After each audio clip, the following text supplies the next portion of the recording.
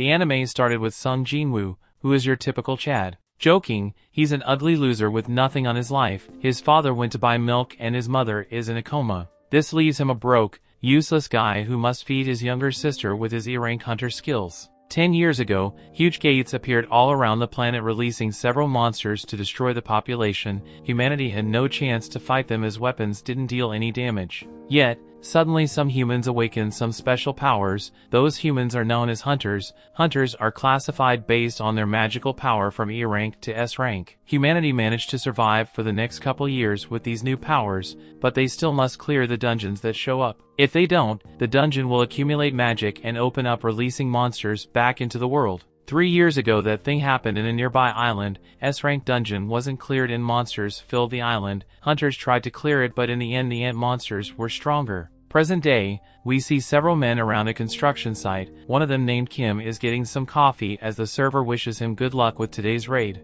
Another guy named Park calls Kim out. Kim asks him what he's doing here. Is he quit being a hunter? Park explains that his wife is pregnant, therefore he needs to make some money. Kim replies that there's nothing better than a good raid to make some money. However, Park is worried because his skills were already bad and he feels he will be worse since he hasn't raided in a while. Suddenly, everyone's attention turns to Jin-Woo, who's just arriving at the scene. Jin-Woo stays humble, mentioning that he's looking forward to work with everyone today. Even Kim greets Jin-Woo, asking if he's already eaten. Jin-Woo confirms and continues walking. Park gets curious and asks if Jin-Woo is a strong hunter since everyone seems happy to see him. Yet, Kim giggles as he realizes that Kim retired before Jin-Woo started to raid. Kim reveals that Jin-Woo has a special nickname, the weakest hunter of all mankind. Park is confused because he was expecting something like the strongest. Kim explained that Jin-Woo is an E-rank hunter who always gets injured even in E-rank gates, therefore, people call him the weakest hunter.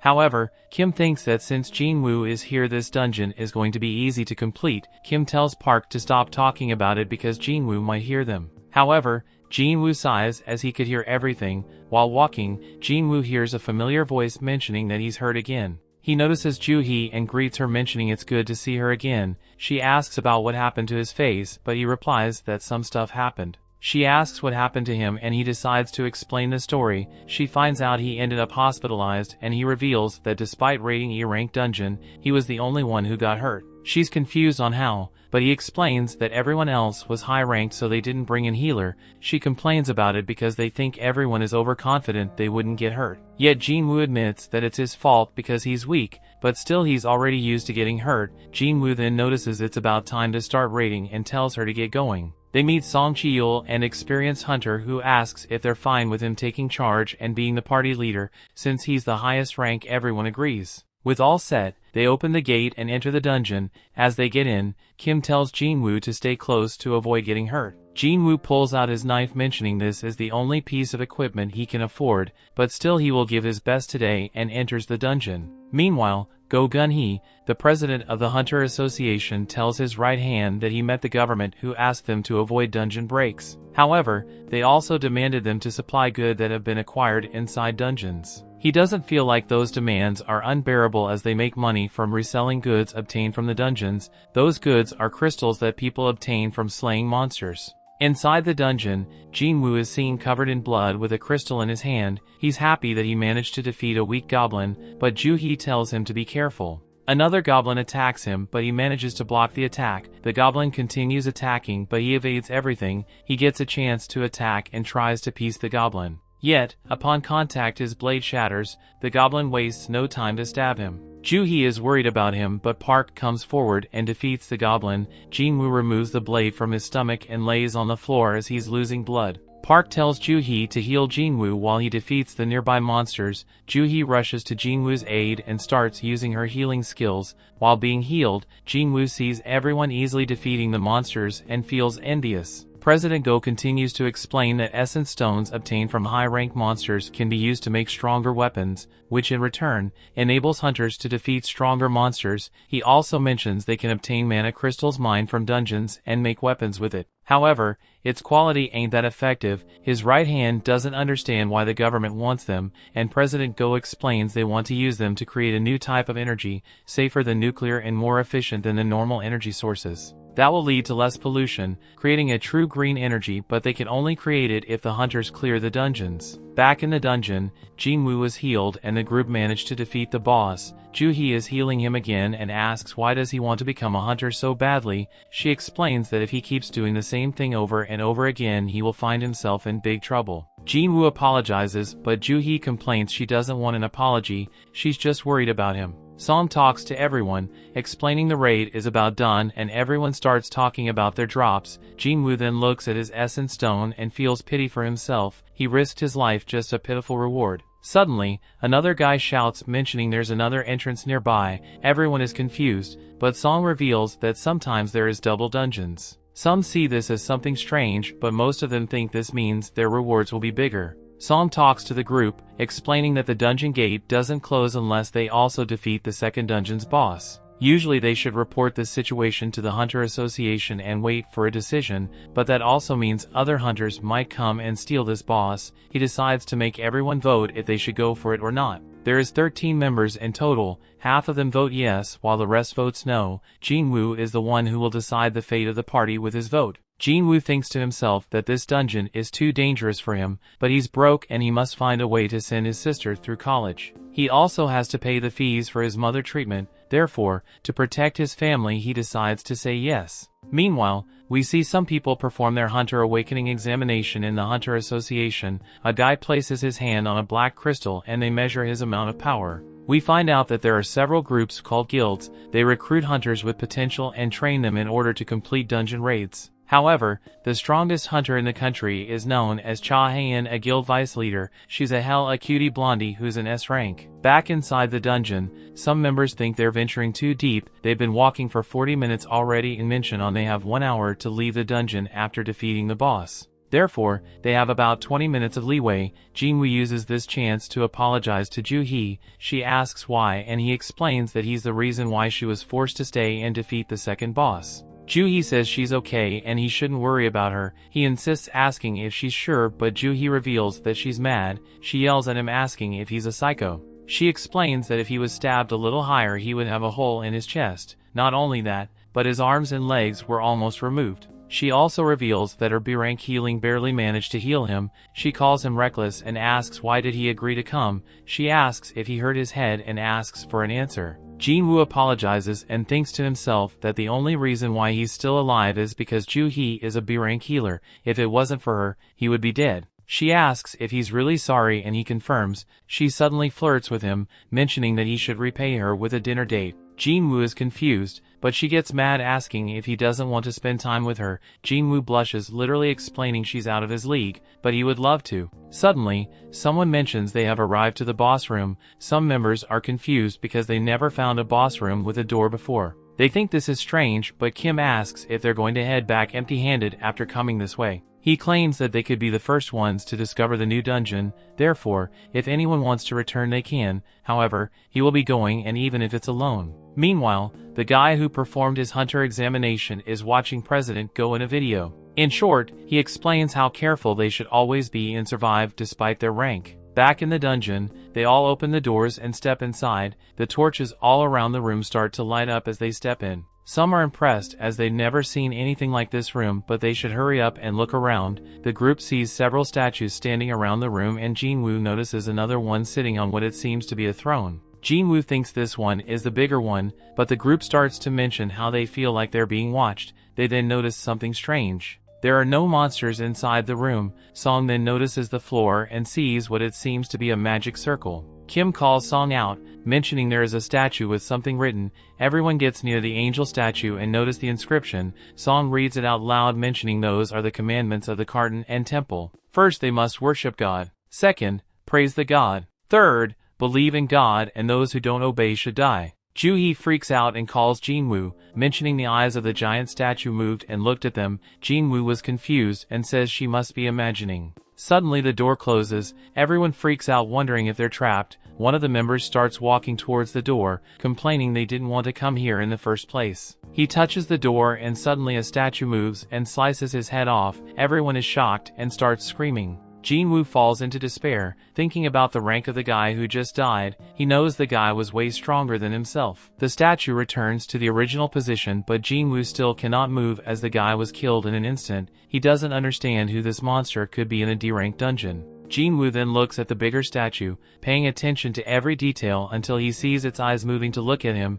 Jin-Woo starts having a flashback about the moments he faced life and death situations. He was separated from his team during his first raid and ended up injured by E-rank monsters, forcing him to spend several weeks in the hospital. Later, he almost starved to death while trapped in a maze. He explains that hunters spend their money earned from essence stones to buy more weapons to defeat stronger monsters. However, he always only had money to buy cheap butter knives. If the knives broke, he would be forced to fight the monsters with his fists. He didn't even have money for clothes, but he kept going. He never earned much money and was always mocked by other hunters. Therefore, he always looked for loopholes to survive. He had to observe everything in detail to get his chance. Upon returning to reality, Jin-Woo shouts at them to get down. The statue shoots a laser beam with its eyes, slaying several hunters. The ones who survived are shocked at this scene and start to panic. Luckily, Jin-Woo managed to save Ju-hee, but she's panicking in fear. He looks around confused about what happened and how they ended up like this. He knows they're trapped and cannot escape. In the end,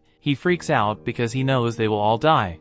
The story continues. Upon looking around, everyone's minds only think about running. Yet, Song orders them to stand still because if they get up they will be attacked. Ju-hee is still shaking in fear and Jin-Woo tries to calm her down. Song approaches Jin-Woo and tells that if he didn't warn them, everyone would be dead by now. He asks how Jin-Woo knew about it, but he replies that he just sensed danger. Jin-Woo then notices that Song's arm is missing, but the old man says it's okay and asks him to stop the bleeding. Jin-Woo warps bandages around Song's arm. Song explains that usually he would ask Ju-hee to heal him, but she cannot deal with frightening situations. For that reason, she's only going on easy raids, despite being a rank B healer. Song also reveals that he's been into some B rank raids, but knows that this place must be A rank dungeon, but he then corrects himself saying this is an S rank dungeon. He then remembers the angel statue and the commandments of the garden and temple. He repeats the commandments and Jin-Woo thinks the god mentioned on those rules is the big statue. Meanwhile, Jin-Woo's younger sister Jin-Ah is at school talking to her friend Song-hee who missed the early classes. However, Song-hee ignores her question and asks if Jin-ah's brother is a hunter.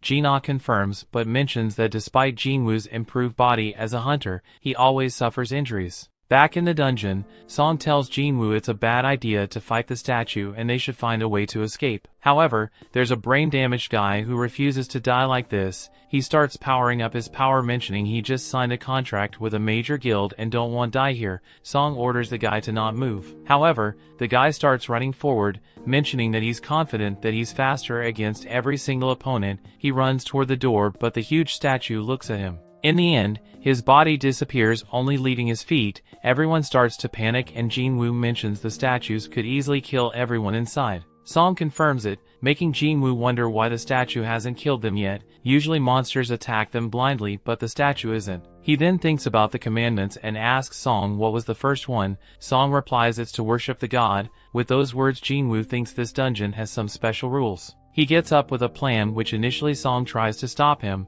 but after seeing the look in Jin-Woo's eyes, Song is sure that he hasn't given up in life. With courage, Jin-Woo gets up and notices the statue preparing to attack. He suddenly kneels down and notices the statue stop the attack. He tells everyone to kneel down to the statue, making everyone confused. Song asks if he figured something out and Jin-Woo confirms it, mentioning that as long as their heads are below a certain height, the statue won't attack. In short, this is what the first commandment means. He then bows down and Song asks if he's sure. Jin-Woo thinks he is and everyone follows his movements. Everyone questions if they will be able to survive by doing this, but the statue's eyes deactivate. Suddenly, the statue starts smiling, making everyone afraid of its expression. They realize the statue isn't attacking them and one of the guys gets up and starts celebrating because the statue won't attack them. The others get up thinking they're saved, but Jin-Woo knows this isn't over yet. Suddenly, the huge statue gets up and they scream because they thought this was all over. Song asks Jin-Woo what to do next, but our boy doesn't know yet. The statue starts walking forward and Jin-Woo mentions that they cannot violate the commandments. He then tells everyone the second commandment to praise the god.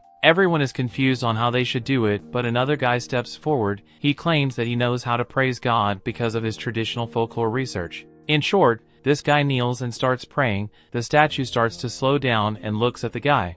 However, Jin-Woo senses something strange because those are not the words to praise this god. The statue smiles as it lifts its foot while the guy continues praying. In the end, the statue steps on top of him, everyone panics and starts running, but the statue continues stepping on top of some others. The statue starts chasing everyone and one of the guys runs near a statue. His friend tries to warn him to look out behind, but that statue moves and slices him in half. Jin-Woo takes Julie to run while thinking about how they can praise the god. She's still panicking and he thinks that he needs to save her. He looks around to the other statues and compares their weapons, until he notices there are some statues with some musical instruments. After a quick thinking, he yells at everyone to get under the statues that have them. Song is confused but follows the orders. The statue starts playing the instrument and Song tells everyone to follow the advice as those statues won't attack them. More people get under those statues and feel relieved because they have been spared. Meanwhile, Jin-Woo and Ju-hee manage to reach a statue but it doesn't play.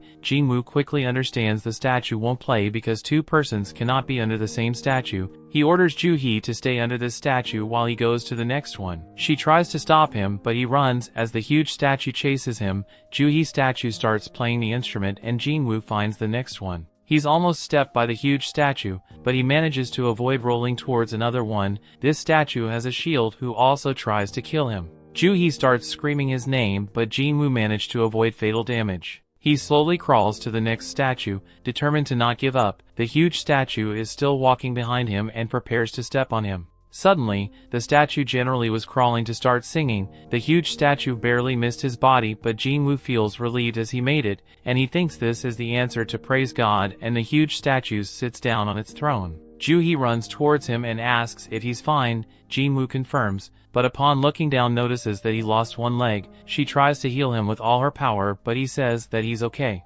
She refuses to stop, but she ends using so much of her power and she starts coughing blood. The group looks around and thinks this is tragic. Yet, despite Song losing one of his arms, some members who voted yes blame him for this situation. Song apologizes for forcing them into a decision and decides to bear all responsibility. Jin-Woo watches the discussion and thinks this is not the time to argue with each other because there's still one last commandment. The statue suddenly raises its and an altar raises in the middle of the room. Everyone is confused, but Jin-Woo replies that's a common thing in mythology. In short, the statue wants them to make a living sacrifice to the god. That's the final commandment, to believe in God. Everyone gets shocked, but one of the members who voted yes reveals that he knows what this means. He grabs his sword and points at Song and mentioning they need a sacrifice. He goes on to blame Song because his friend wanted to provide for his family and got sliced in half, and since Song claimed that he would take responsibility, he wants Song to sacrifice himself for all the lives they lost. With those words, Song decides to accept his fate as the party leader. He walks toward the altar.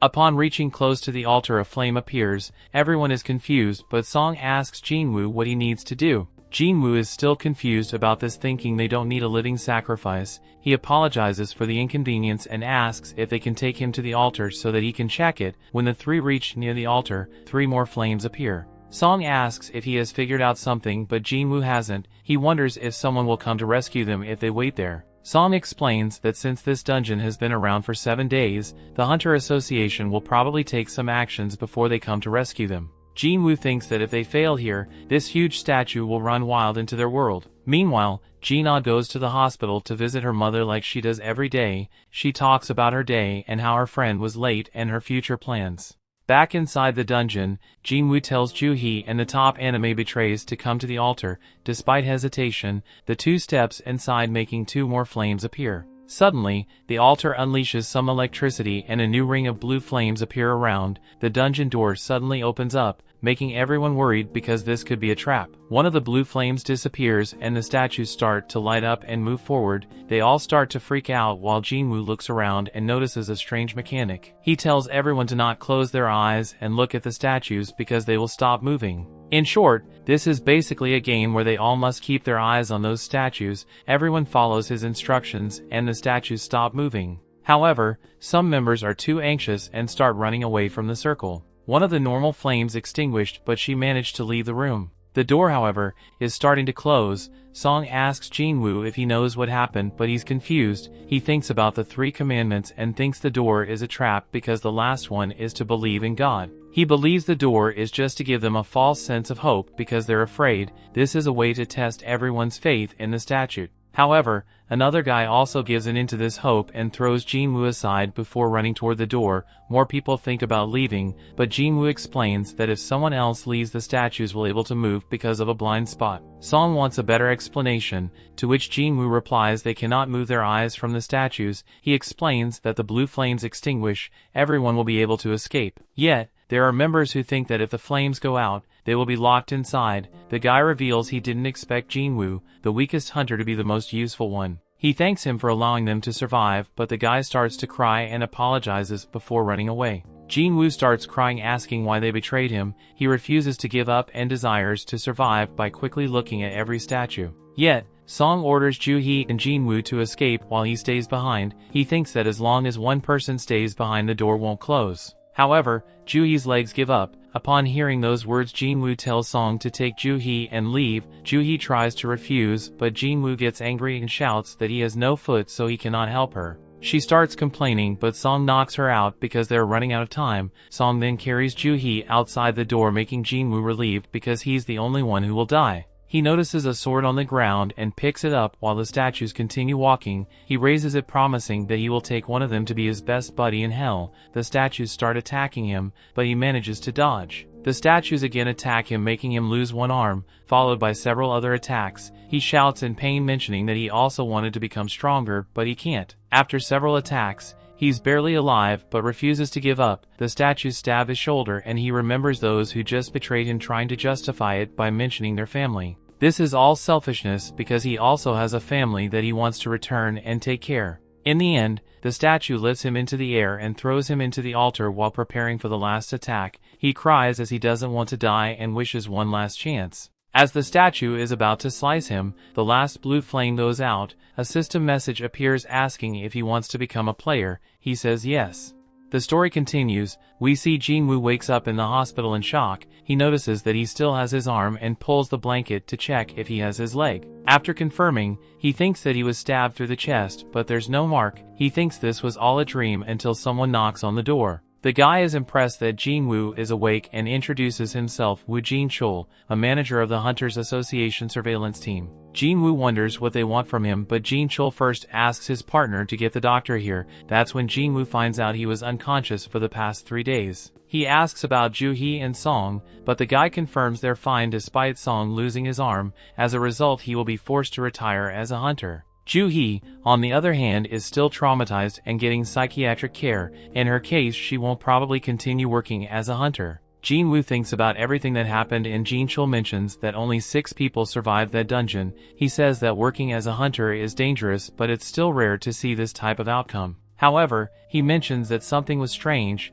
The White Tiger Guild came to the dungeon after being alerted by the guys who ran away. However, they never saw a second room. All they saw was Jin-Woo collapsed on the ground. They investigated but found no evidence of the so-called temple or statues that everyone described. Jin-Woo and Jin-chul think that's unbelievable. However, every survivor said the same thing, and they found the bodies of the ones who died. Therefore, the Hunter Association cannot suspect the rest of the group for PK everyone. Jin-chul, however, reveals they suspect Jin-Woo of experiencing a second awakening. Jin-Woo is shocked to hear those words and remembers all he was taught. A hunter's power is determined when they awaken their power and never changes. However, there are some rare cases where a hunter goes through a second awakening. Some of them goes from low ranks to rank A or even rank S. Jin-Woo tries to hide his excitement about this possibility. They then pull out a gadget to measure his power and tell him to put his hand over it. Jin-Woo smiles, thinking this is his lucky day, and puts his hand. Jin-chul, however, is thinking that it was impossible for Jin-Woo to survive that type of described dungeon because he's weak, and since there isn't any evidence of the monsters, he thinks Jin-Woo became either rank A or S.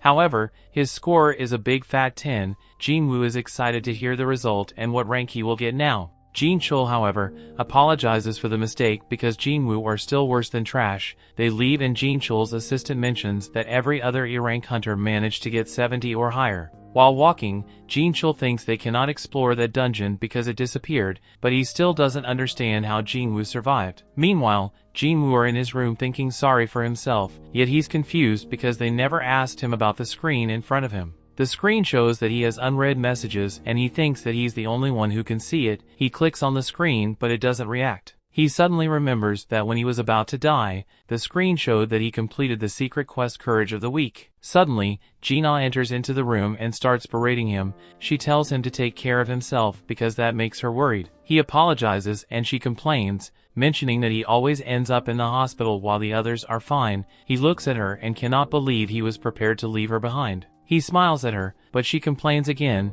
If this happens again, she will quit school and get a job so that he can quit being a hunter. He apologizes again and asks if she can see the Windows screen. She's confused and asks what he is talking about. He apologizes and asks her about games. He wants to know how he can read unread messages, but she thinks he's crazy and should get another medical checkup. He replies that she used to play tons of games and she gives up, replying that he would be able to read it by opening his message box. He repeats those words and the message is open. He notices that he has a daily quest called Strength Training has arrived. He thinks for a bit and remembers the word player was mentioned before. Gina in the end gives up and leaves. Meanwhile, Jin-Woo starts reading everything about the system. In short, it was made to help him develop. However, if he fails to follow the system, he will get a penalty. He then sees a screen mentioning the rewards have arrived and gets confused. He then accepts the daily quest and notices that he will become bald like Saitama. He must do 100 push-ups, sit-ups, squats, and then run 10 kilometers.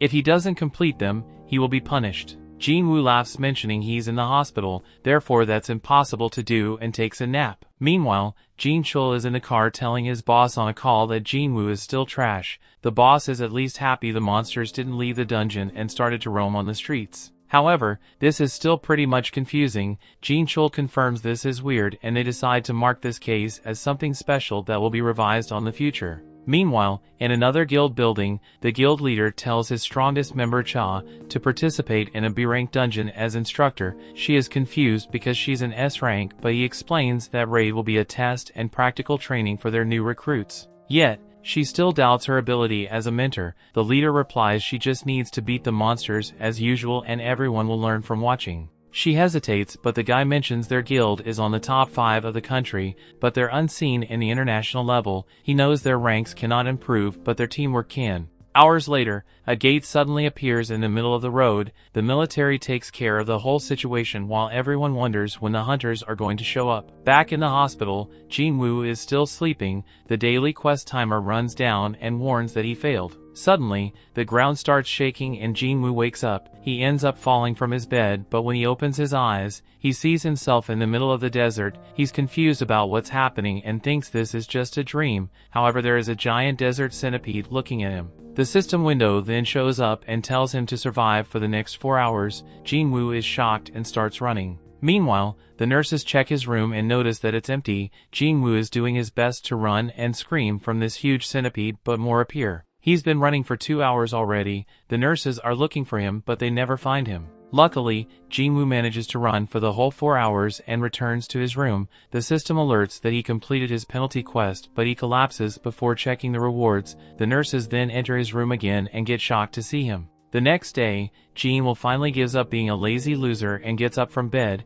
He tells his sister on the phone that he will be released soon. After hanging the call, he gets up and starts doing his quest. Days later, Joo-hee receives a call inviting her to join a D-rank dungeon. She thinks about rejecting it and apologizes. The guy on the phone then mentions Jin-Woo already awoke and she decides to visit him. At the hospital, she hears the nurses complaining about Jin-Woo running and exercising. They complain that hunters are supposed to heal faster than normal people, but they think he's crazy for doing this. Joo-hee looks outside the window and sees Jin-Woo running. He takes a small break and talks about this situation. It's been 4 days since the Windows system appeared. Every time he completes the quest he gets 3 types of rewards. He accepts full recovery and returns back to normal as if he never exercised. The other reward is 3 points that he can distribute to any ability he wants. He adds them to his strength and starts to feel stronger. He then talks about having skill and inventory screens. However, he still thinks this is quite strange and he thinks this is just like a game, but everyone around thinks he's crazy. Upon returning to his room, Jin-Woo decides to open his final reward, the random loot box. This time he got a key. He's confused because he always got stuff like pins or bandages. Upon checking the information, the system reveals he can use it to enter an instance dungeon in a specific location. He's confused with this, but thinks this is some sort of event that will help him get stronger. Meanwhile, nobody has raided the dungeon that appeared in the middle of the road, the news reveal in which locations new gates appeared. Therefore, everyone should expect traffic delays. Jin-Woo uses this time to visit his mother in the other hospital. 4 years ago, she suddenly collapsed in front of him. Turns out that she now suffers from the eternal sleep disease. This is a new disease that appeared when the dungeon gates appeared in the world, and it only affects one in every several 10,000 people. But in short, this only happens when the person is exposed to mana for several times and there's no cure. Jin-Woo returns to his room to do push-ups while remembering when he tried to have a normal job. He was slow and weak when suddenly it became easier. It turns out he just awakened as a hunter. He thought this was his lucky day as he could go into the dungeons and be able to pay for his mother's life support. His sister thought it was dangerous, but he told her to trust him. But in the end, even the weakest goblins were able to beat him. Everyone had to save him and complain about his skills. They even expressed that if didn't help the raid, his cut would be reduced. However, Jin-Woo simply smiled and apologized, but now if he puts all his ability points into strength, he will be able to become strong. He decides to check the instance dungeon key and goes to a station. He feels confident about his gear and ability to run if he needs to. He then pulls out the key and suddenly a key lock appears. He inserts it and a dungeon appears out of nowhere. He enters that portal and sees the system alert. Suddenly the dungeon exit gets blocked. Jin-Woo then sees normal people leaving the station and realizes this is a separate dimension. He thinks this kind of dungeon is something like a red gate. He thinks this is a mess because he cannot run away, but the system explains that he can only leave by defeating the boss or using a teleportation stone. He's confused, but he knows he must beat this dungeon. He still doubts himself. After all, he couldn't defeat the weakest monsters. How would he be able to solo raid this dungeon? He looks at his knife and knows he has no choice. He walks down the stairs and scouts the dungeon. Suddenly, 3 goblins appear in front of him. He's scared and remembers the last time he met a goblin he was stabbed. The monsters attack, but he manages to dodge and parry. He's still a total noob when it comes to fighting and almost gets deleted. He manages to roll like a god Dago and avoid the next incoming strike. He then rushes forward and stabs the goblin. The other 2 try to attack him from behind, but he dodges and follows up by killing the 2. He realizes that he became stronger, yet a wolf appears behind him. The wolf dashes at him and he tries to block. However, his cheap butter knife breaks again. He notices the wolf has a meal jaw and knows this is way stronger than the goblins. He wants to run, but his legs are shaking. He starts to freak out and thinks that he became traumatized by the last dungeon. The wolf runs at him and manages to scratch his face. Jin-Woo realizes that he has no healer. If he dies here, he's dead. The wolf then starts running again and lunges at him. The story continues. We see Wolf pounces on Jin-Woo, but he dodges away with some impressive acrobatics. He notices his body now feels much lighter than usual. He lands on his feet easily and he decides to overcome his fear and not give up his chance at a second life. He rushes at the wolf and lands a super punch that sends it flying. Jin-Woo notices his land steaming from the punch. He wonders if it is a result of his increase in strength. The wolf gets back to his feet and Jin-Woo realizes it's still much stronger than him. The wolf charges at him again and Jin-Woo counters with his punches, but this time they are not effective. He has no choice but to dodge out of the way to avoid the wolf attack. Jin-Woo realized that he would need some help to defeat the wolf. Since he has no party with him, he decides to make use of the resources at his disposal. He makes a run for it, but the wolf claws at his shin. He jumps to create space between them, but he knows he can't keep this up. He wishes he had some kind of magical weapon to use against the wolf. Then he remembers his secret inventory. He opens it up and draws out a magic sword, and as the wolf lunges at him again, he slices it cleanly into 2. A notification screen comes up telling him he has defeated the wolf and leveled up. Jin-Woo wonders how the sword got into his inventory because it cost a lot of money, which he knows he can't afford, but he decides not to worry about that. His wounds heal up and he realizes his body doesn't hurt anymore. 2 more steel-fanged wolves show up, but Jin-Woo isn't bothered because he now has a weapon to defeat them. He tries to lift up the sword from where it was plunged into the ground, but he can't. Jin-Woo starts to panic as the wolves get even closer. He desperately begs the sword to come out of the ground, and he pulls it one more time to dislodge it. The wolves are already lunging at him, but he swings the sword on time to take out one. He swings at the other ones, but it catches it with its steel fangs. Jin-Woo doesn't want the wolf to damage his sword after that it took him to get it. He kicks the side of the wolf to make it lose its grip and he defeats the wolf. Another wolf appears out of nowhere and Jin-Woo aren't a bit bothered because these wolves are nothing compared to the monsters he faced in the secret room. Jin-Woo faced the wolf, but it turns and runs away with its tail between its legs. Jin-Woo decides to rest against the wall. He realizes he's now level 2 after getting into actual combat. He never leveled up when he was doing daily quests. His wounds heal up and he notices his stats have all increased by 1 point, making a total of 5 points. Performing daily quests only gave him 3 points. He wonders how much his strength will increase with each point added to his stats. He doesn't know how his stats of intelligence and perception were quantified, but he knows how much his strength increases with each point added. He speculates that he'll be able to get more points the higher his basic ability of that stat is. He realizes he can actually get stronger, but he doesn't want to get carried away from defeating 5 small monsters. He gets up to check for magic gems on the bodies of the wolves. A notification comes up telling him he got an item instead of a magic gem, and he takes out the item, which is a wolf fawn. Jin-Woo wonders if the beast he encounters in this dungeon will differ from the gate in reality, since it all seems to be controlled by a game system. The shop screen comes up and Jin-Woo tries to buy something, but the game system tells him new players can't buy anything. He decides to sell the fawn and he gets 20 gold coins in return. He wonders what the equivalent would be in cash. He knows it can't be worth much because he's in an E-ranked dungeon. He picks up his sword wondering what to do. He has to defeat the dungeon boss or get the teleportation stone to get out, but he doesn't know where either is. He doesn't feel confident he can defeat the dungeon boss alone, but he thinks he stands a chance if he continues to level up. He suddenly looks up to see an entire pack of the wolves lurking in the shadows. The wolf that ran away went back to call the rest of the family, but Jin-Woo isn't scared anymore. They charge at him, but he charges at them all in defiance as well. He slashes and slices them as they dive him. One wolf gets on his back, but he shrugs it off. He's now surrounded by wolves, and he hopes to enjoy the battle, hoping the wolves don't die too easily. His past flashes before his eyes, and a smile crosses his face. He engages all the wolves, happy to battle as long as he gets to level up. He levels up as he cuts them down, and he finally defeats them all, earning the title of Wolf Assassin. Jin-Woo is sweating from exhaustion and he realizes his sword is almost broken. He realizes that his weapons are expendable and they'll eventually wear off, but he's glad the battle is over. He looks over his inventory to look at the items he got from the battle and what remains from his previous inventory. He gets the teleportation stone for completing the battle. He thought it would be much harder to get, and he contemplates leaving the dungeon, but he doesn't know if he'll get another chance to become stronger so easily. He wonders if the dungeon will disappear like a time-limited event in a game if he leaves. He tells like he's being toyed with by a supreme entity and he has no way of escape. He decides to store the stone in his inventory and continue deeper into the dungeon.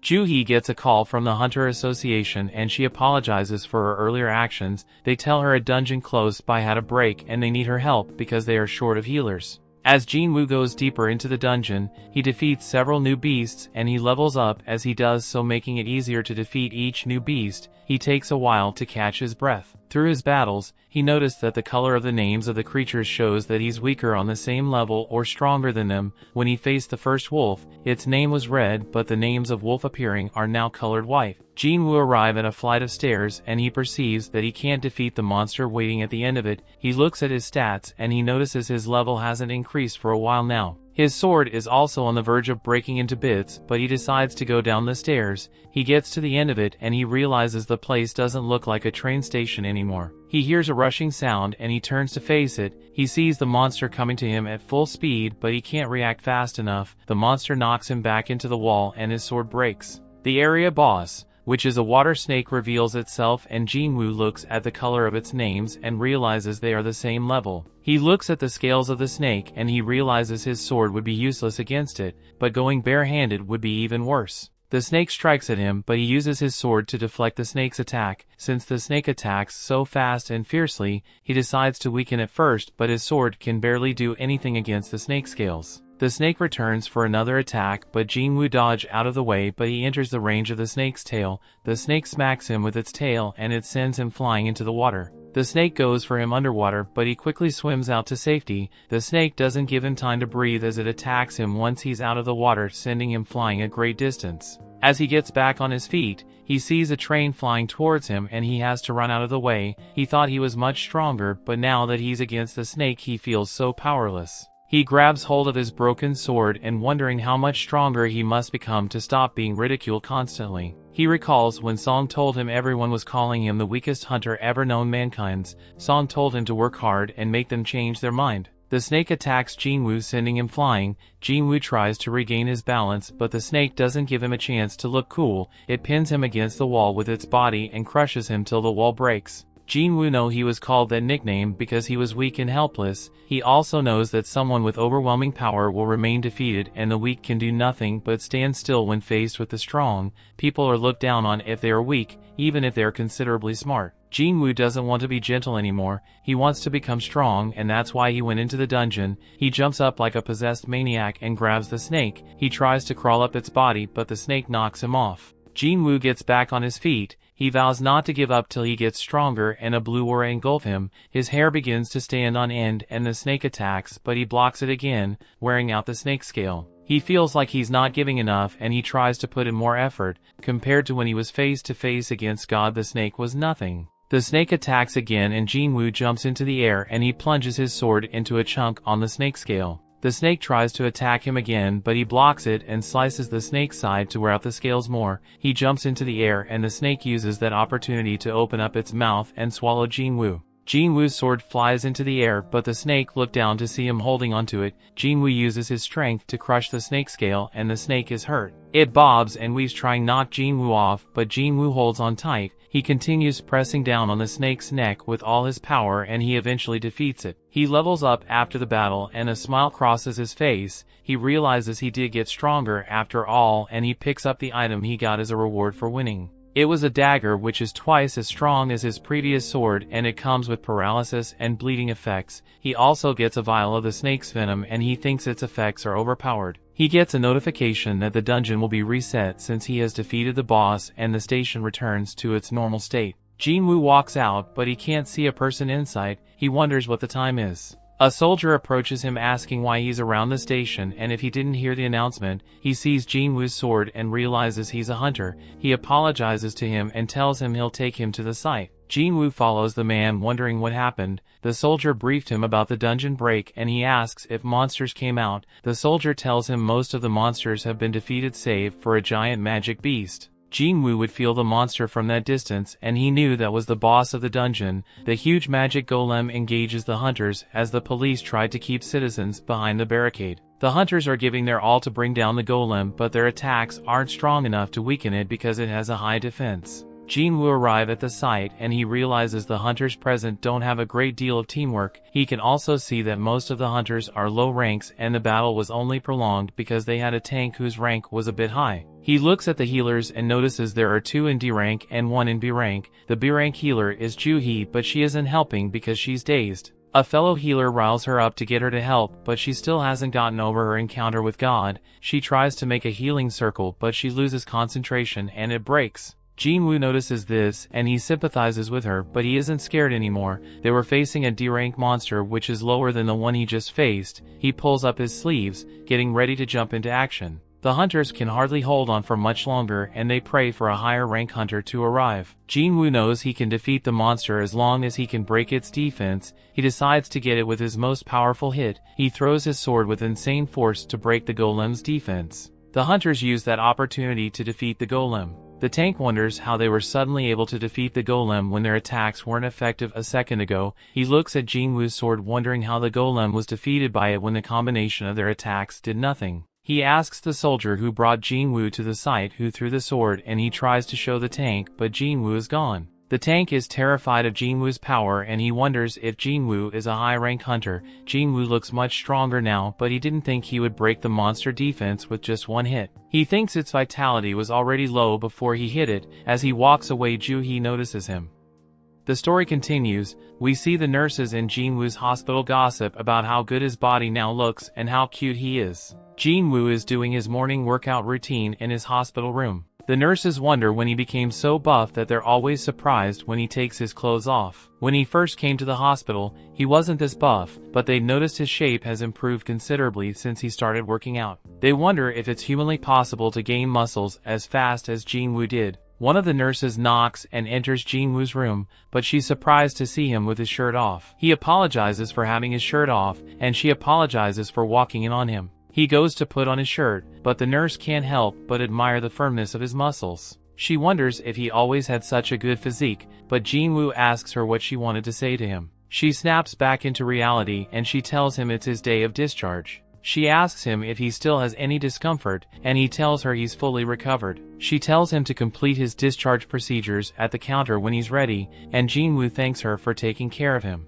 On a morning news show, the newscaster introduces Baek Hyun-ho. He is one of the 7 S-rank hunters with an impressive resume. She asks him what his life is like away from his missions, and he tells her he spends it training because daily training is indispensable. He tells her he would get rusty if he didn't simulate actual combat. She asks him if it's untiring, and he tells her that he's used to, since he previously worked as a firefighter. Back then, he knew that a small mistake could endanger the lives of his colleagues. Jin-Ah is watching the news when she suddenly realizes she's late. She rushes out of the room and calls out to Jin-Woo. He tells her to be careful on her way to school. Jin-Woo is rubbing his belly and Jin-Ah can't help but notice his abs under his shirt. She asks him if he's been working out and he tells her just a little. She notices the height difference between them. She asks him if the increase in height is also a result of his training. She goes to put on her school shoes before heading out, but Jin-Woo comes to hand her an umbrella she forgot. He gives her a friendly shove towards the door and she tells him goodbye. After she leaves, Jin-Woo goes into the living room and he looks at his daily tasks. He's completed the other except running, and he decides to do that later. He looks at his stats and he sees that he has unallocated points left. He knows he needs enough strength to deal damage, but it would be worthless if he can't hit his target. He sees the importance of the vitality and perception stats as well. He decides to distribute his points between strength, agility, and perception. He gets a call from his landlord and asks if his rent is due. The landlord tells him he's yet to pay rent for that month. Jin-Woo tells him he'll transfer the money and the landlord appreciates his response. He tells Jin-Woo to take care of himself and they end the call. Jin-Woo still isn't sure if he underwent a second awakening, but he can now kill goblins in an instant, so he should be able to earn enough to make a living. He sits on the couch and scrolls through open dungeons he can clear. He knows he has to get a high-level dungeon to get anything meaningful, but he won't be qualified because of his low rank. He contemplates a re-evaluation which will give him a higher rank and put him under the spotlight. With the increased attention he would be able to make more money, but he knows people with a second reawakening are rare and hunters whose stats increase with a level increase are non-existent. He knows how annoying the media can be and decides to drop the idea. He decides to keep his powers a secret till he understands it better. He gets a notification on his phone and he's surprised. He immediately puts on his clothes and goes out to a location. He completes his daily task in the process, and he's about to accept his reward when a man calls out to him. The man introduces himself as Hwang Dong-suk and Jin-Woo introduce himself to the man. The man figures out that he's an E-rank adventurer and one of his party members recognizes Jin-Woo. He tells the man Jin-Woo is famous for being the weakest hunter. Another of his members begins to laugh at Jin-Woo's nickname, but Dong-suk tells them to cut it out. He apologizes for their behavior, and he asks the man if he can join them to raid the dungeon. Dong-suk tells him he can tag along to make up for the numbers. He tells him the requirements to enter the dungeon and he tells Jin-Woo he won't get any spoils, but they'll pay him a commission. He looks at them and he sees there are 4 C-rank hunters and 2 hunters who are D-rank or lower. Jin-Woo asks the man what he will be doing, and the man tells him he will carry their luggage containing their stuff. Jin-Woo asks the man if he didn't bring a healer. The man tells him it's difficult for a private team like his to recruit a healer, but they have always managed like that. Though Jin-Woo's concerned, the man hands him the contract. He reads through and sees that the party won't be liable for any injuries he incurs. He signs it, and another hunter comes to introduce himself as Eugene-ho. He tells Jin-Woo he is a D-rank hunter, who was brought in to make up the numbers. Jin-Woo is impressed with his gear, and he thinks Jin-Ho is from a rich family. Jin-Ho asks Jin-Woo if the bags are too heavy, but he tells him he's right. He tells Jin-Woo he doesn't have to speak so formally. They arrive at the gate, but because of how huge it is, they are skeptical it's actually a C-rank gate. Dong-suk tells them the dungeon was given a C-rank by investigators. Jin-Ho wonders if it's okay to enter the huge gate, and Jin-Woo tells him only the magic flux matters. He tells him the association measures the flux and ranks the gate. Gates that are B-rank and above are handled by large guilds, and those below C-rank aren't very dangerous. Jin-Ho is amazed by how much Jin-Woo knows, and Jin-Woo tells him he has been a hunter for a long time. He confesses that it's his first time entering a C-rank dungeon, and Dong-suk tells his party to follow him. They get ready and enter the gate. The dungeon is dark, so Dong-suk tells one of his members to cast a light. He's surprised that there's no monster in sight and no light in the dungeon. There are usually luminescent stones in a dungeon. Jin-Woo remembers another dungeon he visited that was also pitch black. Jin-Ho asks Jin-Woo what luminescent stones are and he tells him they are glowing rocks common to cave-like dungeons. He tells him they are found on the floor or roof of caves and they emanate light. Jin-Ho is confused by the loads of gems and stones associated with dungeons. Jin-Woo tells him he will get used to it. They got deeper into the cave and Jin-Ho was still surprised there was still nothing inside. He asks Jin-Woo if there can be a dungeon without monsters, and Jin-Woo tells him to keep quiet. Jin-Woo listens hard and he can hear monsters round, but they choose to remain hidden. Dong-suk tells his party to get ready for a battle. Jin-Woo is surprised that all the monsters are moving together and rushing towards any light source. He tells them it's an insect-type magic beast and the party members aren't pleased to go against insects. They look at the different holes, trying to predict where the insects will attack from. They all get uneasy as the sounds of the insects get closer. Jin-Woo listens for the insects and he perceives them in a hole above the party.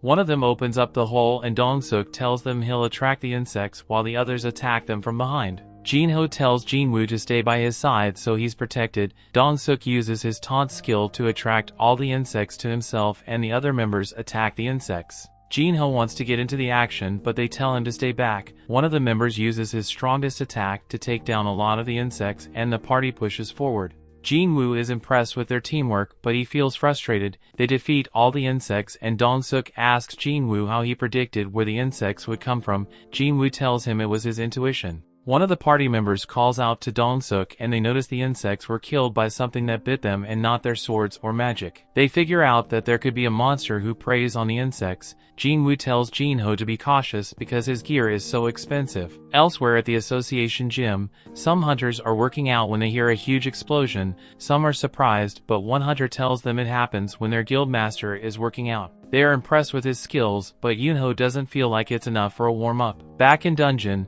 Jin-Woo tells Jin-Ho more about dungeons, and he asks Jin-Woo if he can manage the luggage in such a huge dungeon. Jin-Woo tells him he's fine earning more without fighting, but he's suspicious because the deal is too good to be true. He's still uneasy that the group doesn't have a healer and they had to make up monsters. They find more half-dead insects and they're even more suspicious. They think the dungeon boss is around the corner. They're about to move ahead and Dong-suk asks his party member to light up the cave. They move forward, cutting through cobwebs, thinking the boss room is ahead. They find a lot of mana crystals that could make them millionaires. Everyone is fantasizing about what they'll use their newfound wealth to do. Jin-Ho looks at Jin-Woo's contract and he tells Dong-suk that Jin-Woo should get some crystals since they aren't considered spoils. He tells Jin-Ho, Jin-Woo will get his share as soon as they defeat the boss. They have to move the crystals before defeating the boss because the gate to the dungeon will close. They decide to use the opportunity. Since the boss is sleeping, Dong-suk asks his member for his tools, but he tells Dong-suk he left them back at their car. Dong-suk tells Jin-Ho and Jin-Woo to stay back while they get the tools to move the crystals. Jin-Ho isn't comfortable with it, but Dong-suk assures him they are safe because the boss is asleep. Those C-rank dungeons require 8 people to clear them.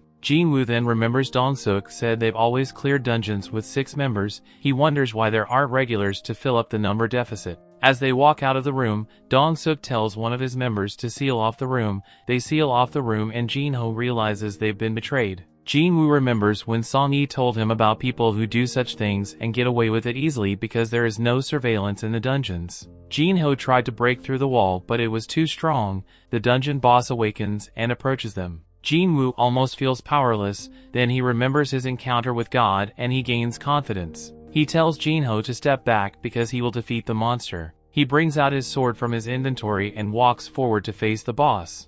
The story continues. We see one of Dong-suk's subordinates asks him why he's complicating the whole process of eradicating Jin-Woo and Jin-Ho. Dong-suk tells him they risk waking the spider if they do that, and that will prevent them from getting them mana crystals. He's convinced that an E-rank hunter and a D-rank hunter cannot defeat the spider. He decides to wait for the spider to eat them up and sleep off before they raid the room and take out the mana crystals. The hunters wonder if they'll have to blast the seal open again when they want to get the crystals, but Dong-suk knows that'll wake the spider up. He tells them he's spotted some paths above the cave they can go down from. One of his hunters asks what they'll do if the boss doesn't fall asleep. Dong-suk tells him they'll have to take it down in that case. He decides to salvage Jin-Ho's gear if they're unable to get the mana crystals. Since his equipment is so valuable, he decides to look up Jin-Ho's family so they can attend the funeral when the family makes arrangements for it. Q1 thinks the spider will be even more infuriated with the noise of them sealing the road. Dong-suk asks him if he thinks he'll be able to handle the boss by himself. Q1 confesses that he can't handle the boss and Dong-suk agrees with him. He tells him he should not underestimate the boss because Jin-Woo and Jin-ho cannot possibly leave the cave alive. Jin-Woo are set to face the boss, but Jin-ho tries to talk him out of it. He knows that only a B-rank hunter or those of higher ranks can defeat a C-rank monster. He tells Jin-Woo he won't be able to do it, and it's better they find an escape route out of the cave. Though Jin-Woo achieved his second awakening and leveled up, he can't help but feel that Jin-ho is right. Though he was able to defeat the D-rank venom-fanged water snake in the instant dungeon, he feels like he's too weak to take on a C-rank. He knows that the spider is miles stronger than the snake and the golem he defeated, but he doesn't feel any pressure from it that scares him. He's finally strong enough not to feel any pressure from a C-rank monster. With how much he has leveled up, he's confident he can defeat a C-rank monster. He smiles hungrily at the thought of battle and he rushes towards the spider. Jin-ho is surprised by this, but Jin-Woo are in full hunter mode and the boss is his prey. Elsewhere, Gun-hee sits in the passenger seat of his car and his driver enters the car. Gun-hee tells him he's exhausted from the numerous meetings he's had with media outlets and government officials. He tells him he's not good at beating around the bush and avoiding questions. His driver asks him for a sparring match to put him in a better mood. Since his schedule is free, this brings a smile to his face. He tells his driver that though he's a withered old man, he can refuse the request of a youngling for his guidance. Back in dungeon, Jin-Woo is engaged in a furious battle with the boss. The boss tries to attack Jin-Woo with its sharp limbs, but Jin-Woo dodges out of the way each time. He tries to cut one of its limbs, but his dagger doesn't have any effect on it. He's surprised at the hardness of the boss's armor. The boss tries to attack once again, but Jin-Woo dodges out, but he's surprised by the power of its attack. He knows that if he's hit by one of such attacks, he'll lose his life instantly, so he decides to be very careful. He rushes at the boss again, and he blocks every attack the boss throws at him. Jin-ho stands away from the action, amazed at Jin-Woo's movement and battle expertise. He can't believe Jin-Woo is an E-rank hunter. He thinks Jin-Woo must be a false ranker. False rankers deliberately control their magic rating so they can get a lower rank. There are rumors that false rankers are psychopaths who enjoy taking the lives of other hunters. Jin-ho isn't so comfortable around Jin-Woo and he sinks to his knees, wondering why he came for the expedition. He whispers out to his father pathetically, hoping to be saved by some miracle. Jin-Woo continues to battle the boss, but he's hardly dealing any damage because of the boss's hide. Jin-Woo sees that he's getting quite fatigued and he decides to finish off the boss before he's too tired to move properly. He remembers the special abilities of his dagger and he decides to aim for the boss's weak spot so it can take effect. He decides to aim for his eyes, but as he runs towards it, the boss releases acid. Jin-Woo doesn't expect this, but he jumps out of the way to avoid it. The boss is tougher than Jin-Woo expected with its array of abilities. Jin-Woo knows he can't keep up the battle if things continue the way they are, so he decides to close the distance and land a fatal hit. He uses his new dash skill to quickly get into the air, and he strikes down at the boss, but the dagger's perk doesn't take effect. Since one hit doesn't trigger the dagger's effect, Jin-Woo decides to hit it multiple times. Jin-ho continues observing the battle and he wonders if Jin-Woo will be able to see it through. Jin-Woo rushes at the boss even faster, and he tries to will his body to go faster, but he's too fatigued. His body stops and the boss swats him into the wall like an annoying bud. Jin-Woo lays there, unable to move, and the boss is about to land the finish move, but Jin-Woo quickly claims his daily reward and makes a full recovery option. He dodges the boss's attack, but Jin-ho thinks he was caught by it. Jin-Woo comes up from the boss's blind side and he hits its weak spot with his dagger multiple times. The paralysis and drain abilities of the dagger take effect and he eventually defeats it. He levels up after this and he heaves a sigh of relief. Jin-Woo was thankful he didn't claim his daily task reward previously. Jin-ho stares at him in awe. He can't believe Jin-Woo was able to defeat the boss all by himself, and he's convinced that Jin-Woo is a false ranker. Jin-Woo takes valuable materials from the boss, wondering how much it would be worth. Jin-ho walks up to him and he offers to help him with his luggage and the gems. He offers him a bottle of water and Jin-Woo takes it and wondering why Jin-ho was suddenly so formal. Jin-ho behind mining the mana crystals and Jin-Woo refreshes himself. Dong-suk and his party come through one of the tunnels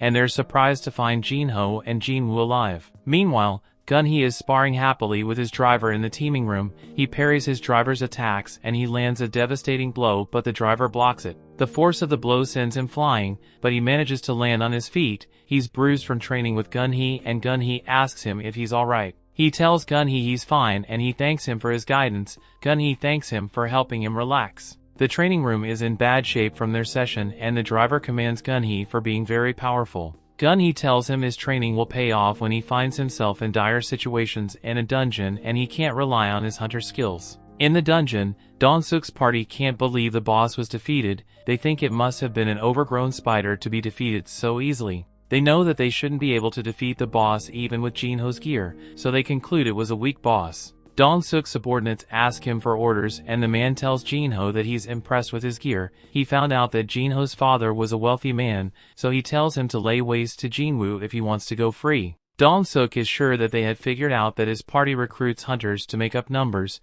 and they take them out and steal their loot. He tells Jin-ho he can become their accomplice if he takes out Jin-woo, or he'll take them both out. Dong-suk thinks Jin-ho took the boss down with his gear and he doesn't want to fight against him because he's afraid his gear has hidden perks. He wonders why Jin-ho isn't making a move on Jin-woo, and he makes fun of him for being afraid of Jin-woo. Jin-ho finally approaches Jin-woo, but he stands with him and prepares to fight Dong-suk. Since Jin-ho is siding with Jin-woo, Dong-suk decides to take out Jin-woo since he's weaker. Jin-woo prepares to face off with them, but suddenly an urgent request comes up on his screen. Q1 sees that Jin-woo is distracted and he casts a powerful spell at him that knocks him into the wall. Elsewhere, Hee-jin is standing along the road and some of her friends call out to her. They go into a cafe and they begin to catch up. They talk about happenings in their respective guilds. Hee-jin asks Gina how her training with Miss Cha-hae for the Orange Dungeon went. Other girl then tells her it was annoying because they were all struggling with A-rank monster, but Cha-hae was able to defeat it easily. All the trainees were so surprised by how easily she defeated it. A trainee aspiring to be the next team captain was embarrassed by this.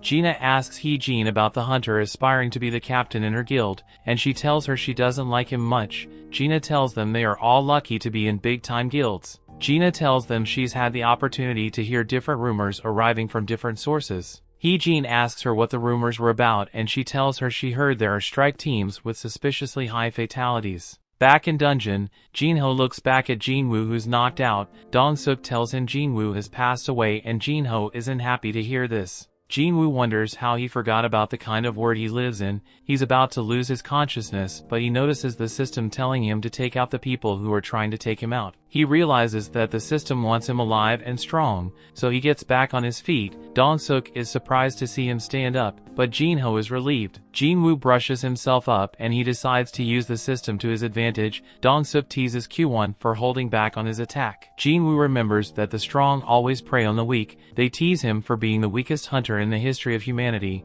and he asks them if they're ready to be prey instead of hunters. One of Dong-suk's subordinates decides to take care of Jin-woo. He asks Jin-woo what a low-rank hunter like him is going to do. He's in the middle making fun of him when he suddenly loses his voice. Jin-woo makes quick work of him with his dagger and everyone is surprised by this. The system counts the body and they wonder how he was able to defeat their colleague. Though he was just obeying the system, Jin-woo can't believe he just took a life. He knows he would have lost his if he didn't, and he decides to see the battle through to get stronger. They all attack him at once, but he blocks their attacks and dodges out of the way. He takes down another hunter and another one tries to take him out, but he takes him out as well. The others wonder how a low-rank hunter can move so fast. Jin-woo takes out all the hunters one by one and Dong-suk tells Q1 to attack him. Q1 casts a spell, but Jin-woo dodges it and he takes him out. Only Dong-suk is left and Jin-ho can see that Jin-woo is now much stronger than he was when he fought the boss. Dong-suk can't believe Jin-woo wiped out his entire team, and he figures out that Jin-woo was hiding his true strength. Dong-suk tells Jin-woo he's noticing like his subordinates. He uses his reinforcement skill to make his skin impenetrable to Jin-woo's dagger. He reasons that Jin-woo isn't at full strength since he just fought the boss and his subordinates. He rushes at Jin-woo and tries to strike him down, but Jin-woo is way faster than him and he smashes him into the ground. He tells Dong-suk that though he's strong, he has been leveling up the entire time. Dong-suk can't believe that Jin-woo is an E-rank hunter. He begs Jin-woo to show him mercy in return for payment. Jin-woo is surprised he's begging for mercy after trying to end his life so many times. Dong-suk tells Jin-Woo he won't get away with taking his life, and Jin-Woo tells him nothing that happens in the dungeon gets out. He finishes him off and the dungeon begins to close, since the boss has been defeated. They come out of the dungeon and an official is surprised that only the low-rank hunters survived. She notices Jin-Ho's gear and she is surprised he has the latest gear equipped. Jin-Woo is surprised he was rewarded for taking the lives of the hunters. He gets a new murderous intense skill which reduces all abilities by 50%. The official thinks they survived because of Jin-Ho's gear. While Jin-Woo hid behind him, Jin-Ho laughs nervously at her comments and she leaves them alone. Jin-Ho thanks Jin-Woo for having his back and suddenly it begins to rain. Jin-Woo is glad he gave Jin-Ah his umbrella. Somewhere in the city, a huge man is staring out the window ready for some action. The story continues. We see Chief Jin-chul receives the report of the 6 hunters who lost their lives in the C-rank dungeon. He sees the survivors are D-rank and E-rank, so he assumes they ran away from the dungeon, which is common. His assistant tells him they didn't run away, but they killed the boss and escaped the dungeon. He tells Jin-chul that Jin-Ho has expensive gear, which he's sure was vital to their success. Chief Jin-chul tells him to investigate the case if he thinks there's something fishy going on. He tells Jin-chul that Jin-Woo was the second survivor and the chief remembers him as the sole survivor from the double dungeon. His assistant tells him one of the survivors who lost their lives in the dungeon was Dong-suk. The chief is concerned that the brother of Dong-soo lost his life in the dungeon. Jin-Woo returns home and his sister welcomes him. She's surprised by the souvenirs he brought home and she asks him if something good happened to him. He tells her he's not sure what happened to him was good, but he was able to save up for their mom's expenses and their needs. Jin-ah thinks it's unusual for Jin-Woo to spend money because he's usually stingy. They are having dinner and Jin-ah asks him about his last raid. She thinks his companions must be strong since he came back with no injuries. This makes him remember Dong-suk and his squad and he becomes speechless. Jin-ah asks him if they were able to defeat the enemy, but Jin-Woo is lost in thought and he pops open his beer mindlessly. He remembers how he was able to defeat Dong-suk and his gang easily, despite their differences in strength. He didn't hesitate back then and he didn't despise them either. He knew if he would have run if he was still his old self. He wondered if he also became braver as he became more powerful. His beer is dripping into his lap, but Jin-Woo doesn't notice this. Jin-Woo is feeling remorseful because his opponents were human and not magic beasts. Jin-ah calls his name and he snaps back to reality. She asks him if he's feeling sick, but he lies that he was thinking about the change from the convenience store. Jin-ah tells him not to scare her like that and he decides to stop thinking about the past. He knows he has to get stronger so he can protect his family. He decides to do the same thing if he gets jumped by otter hunters again. He gets a notification saying he has ingested a harmful substance and the system automatically detoxifies him. He tells Jin-ah that he's done eating and she tells him she'll eat the remnants. He tells her not to complain when her overeating makes her get bigger. Jin-Woo goes into his room and takes a sip of beer, but the system clears the alcohol from his body and he realizes that he can't get drunk at all. He suddenly gets the rewards from his side quest, which grants him health and longevity. He knows it's the reward from the double dungeon and he now understands why his body is able to automatically clear out toxins. A lot had happened since then and he didn't have time to check his rewards. He was still uncertain about a lot of things. Jin-Woo falls asleep, but a knock on his door wakes him up. Jin-ah comes into the room and tells him someone named Jin-Ho called for him. Jin-ah sees the beer can on his desk and tells him alcohol is toxic, but he tells her he's fine. He leaves his room to go meet Jin-Ho in a cafe. Jin-Ho apologizes for suddenly calling him out and Jin-Woo tells him he didn't expect to see him again. He tells Jin-Woo he's glad they are meeting again because he saved his life. Jin-Woo thanks him for giving him the magic gem and keeping the incident with Dong-suk secret. Jin-Ho tells him he understands it was self-defense. Jin-Woo asks him why he called him out and Jin-Ho tells him he plans to build an attack team, but Jin-Woo immediately refuses. Jin-Ho tries to get him to listen, but he tells Jin-Ho he doesn't want to hang out with a rich guy. Jin-Ho tells him he just needs his help in 19 raids and Jin-Woo thinks he wants to become a guild master. Jin-Ho begs him to hear him out and Jin-Woo decides to give him a chance. Jin-Ho explains that he wants to get a guild master's license and to get that, he needs to participate in 20 raids. He tells Jin-Woo that mission was his first. He tells Jin-Woo he can pass the written exam because he studied hard, but he's not confident in his combat skills. Jin-Woo knows he's the second in his family construction company and he tells Jin-Woo he's doing it for the company because his father wants a guild established. Jin-Woo is surprised by this, but he knows dungeons have a lot of valuable stuff that can be used to make everyday items. He figures out that the company wants to have its own hunters conquer dungeons and take all the spoils. Jin-Ho tells Jin-Woo his father wants to hire an S-rank hunter as the guild master while his brother becomes the assistant. Jin-Woo knows there are only 7 S-rank hunters in the nation, and Jin-Ho tells him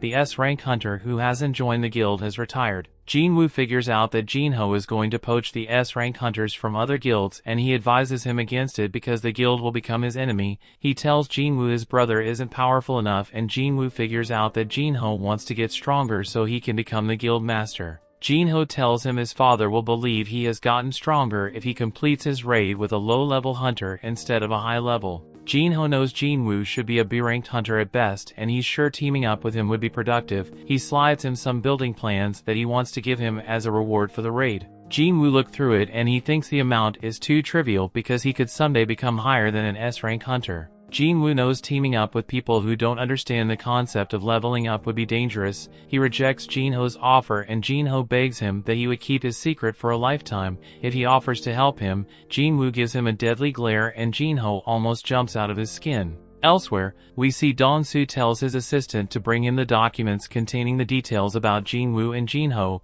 His assistant Laura brings it into the room and he's pissed out that his brother lost his life. She tries to comfort him, but he cuts her off and demands for the documents. She hands it to him and he asks her what would happen if he took the life of someone in another country. She can't believe he's considering doing that. She tells him he would be prosecuted by the country if it has treaty laws with hunters. She tells him if the country doesn't, their own country would persecute him. She tells him he can be shown leniency if he negotiates with the government. He tells her to adjust his schedule, but she tells him changes to his schedule will affect the guild's operations. He asks her how his schedule is looking and she tells him it's fully booked. He tells her to clear it for later and she goes to arrange it. He sees that Jin-Ho is a D-rank and Jin-Woo is an E-rank hunter. He hopes they are still alive when he pays them a visit. Back with Jin-Woo, he goes out for his morning routine and Jin-Ah tags along. He's surprised she decided to work out today and she tells him studying all the time will be harmful to her. He thinks she's working out because she ate too much chicken. They go for a jog and Jin-Woo suddenly asks her what she would do with 30 billion.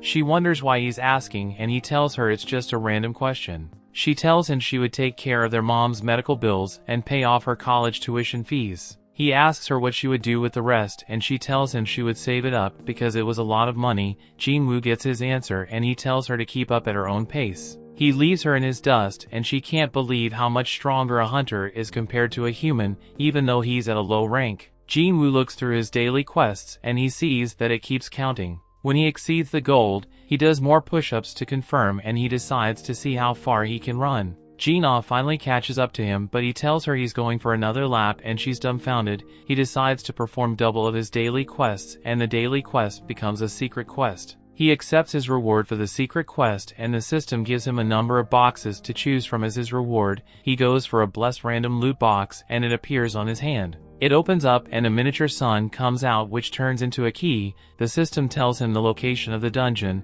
The key opens and he sees that the dungeon is an S-ranked. He sees that he can get the ingredients for the elixir of life, which can cure all illnesses, and he cracks a smile. Later, he goes to visit his mom and the hospital and he decides to clear the dungeon to get the elixir of life. He begins to open up the gate to the dungeon and he knows that there would be powerful beasts in the dungeon, similar to the ones that gave the S-rank hunters a hard time. He opens it up regardless and he wonders if he can deal with such beasts at his level. He enters the dungeon and he's a bit scared at the sight of it. He isn't too bothered because of teleportation stone he can use to get out of the dungeon if things don't go his way. A three-headed monster called the Hellgate Cerberus suddenly appears, but Jin-Woo is unfazed. He knows he can't give up because he has to get stronger and keep leveling up. He summons his dagger and stares at the monster in defiance. His wolf assassin title gives him more strength and he rushes at the Cerberus. He uses his dash skill to go even faster and he slices at the monster, but it doesn't deal damage. He slashes the monster several times, but all his attacks are harmless to the monster. He's surprised the gap between them is still so huge after he used his title skill. He decides to use his murderous intent skill, but it gets cancelled out by the Cerberus. The monster attacks him, but he dodges and stabs one of its heads. He casts the paralysis and life debuff of his dagger on the monster, but it cancels it out. The monster attacks him once again, but this time he doesn't dodge on time.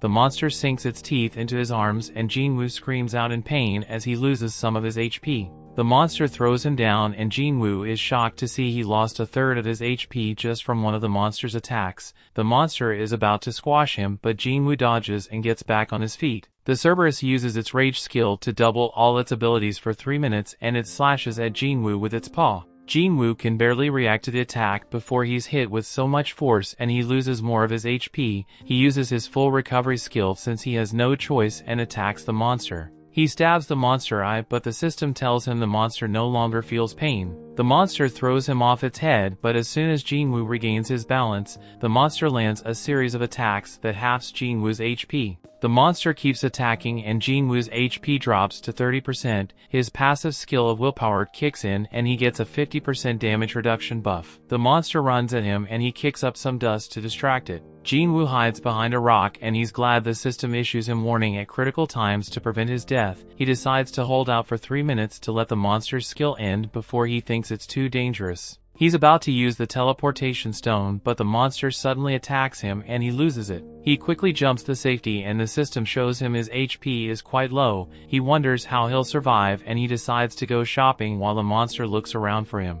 He gets 3 bottles of an exclusive healing potion, but each bottle only restores 100 HP. He sees the venom of the water snake in his inventory and he decides to take it since he's immune to toxins. The venom kicks in and grants him a 20% physical damage reduction. The monster finds him and attacks him, but he doesn't give up because he can still move. The monster's skill ends and Jin-Woo uses that opportunity to land as many attacks as he can manage. He slices and slashes the monster, but it remains unhurt. It attacks Jin-Woo and sinks its teeth into him once again and Jin-Woo's HP almost drains out. Jin-Woo uses his last strength to keep attacking the monster's weak spot repeatedly and the monster finally falls. The system shows that he has defeated the Cerberus and he levels up considerably, his wounds heal and he heaves a sigh of relief. The system shows him the items he got for defeating the Cerberus. He gets a key that opens the door to the demon's castle. He suddenly gets a random item which opens up to reveal the pattern of the elixir of life. He sees that he needs 3 materials to craft the elixir and these materials can be found in the demon's castle. His experience with the Cerberus made him realize that entering the demon castle will definitely lead to his death. He decides to return to the dungeon in the near future,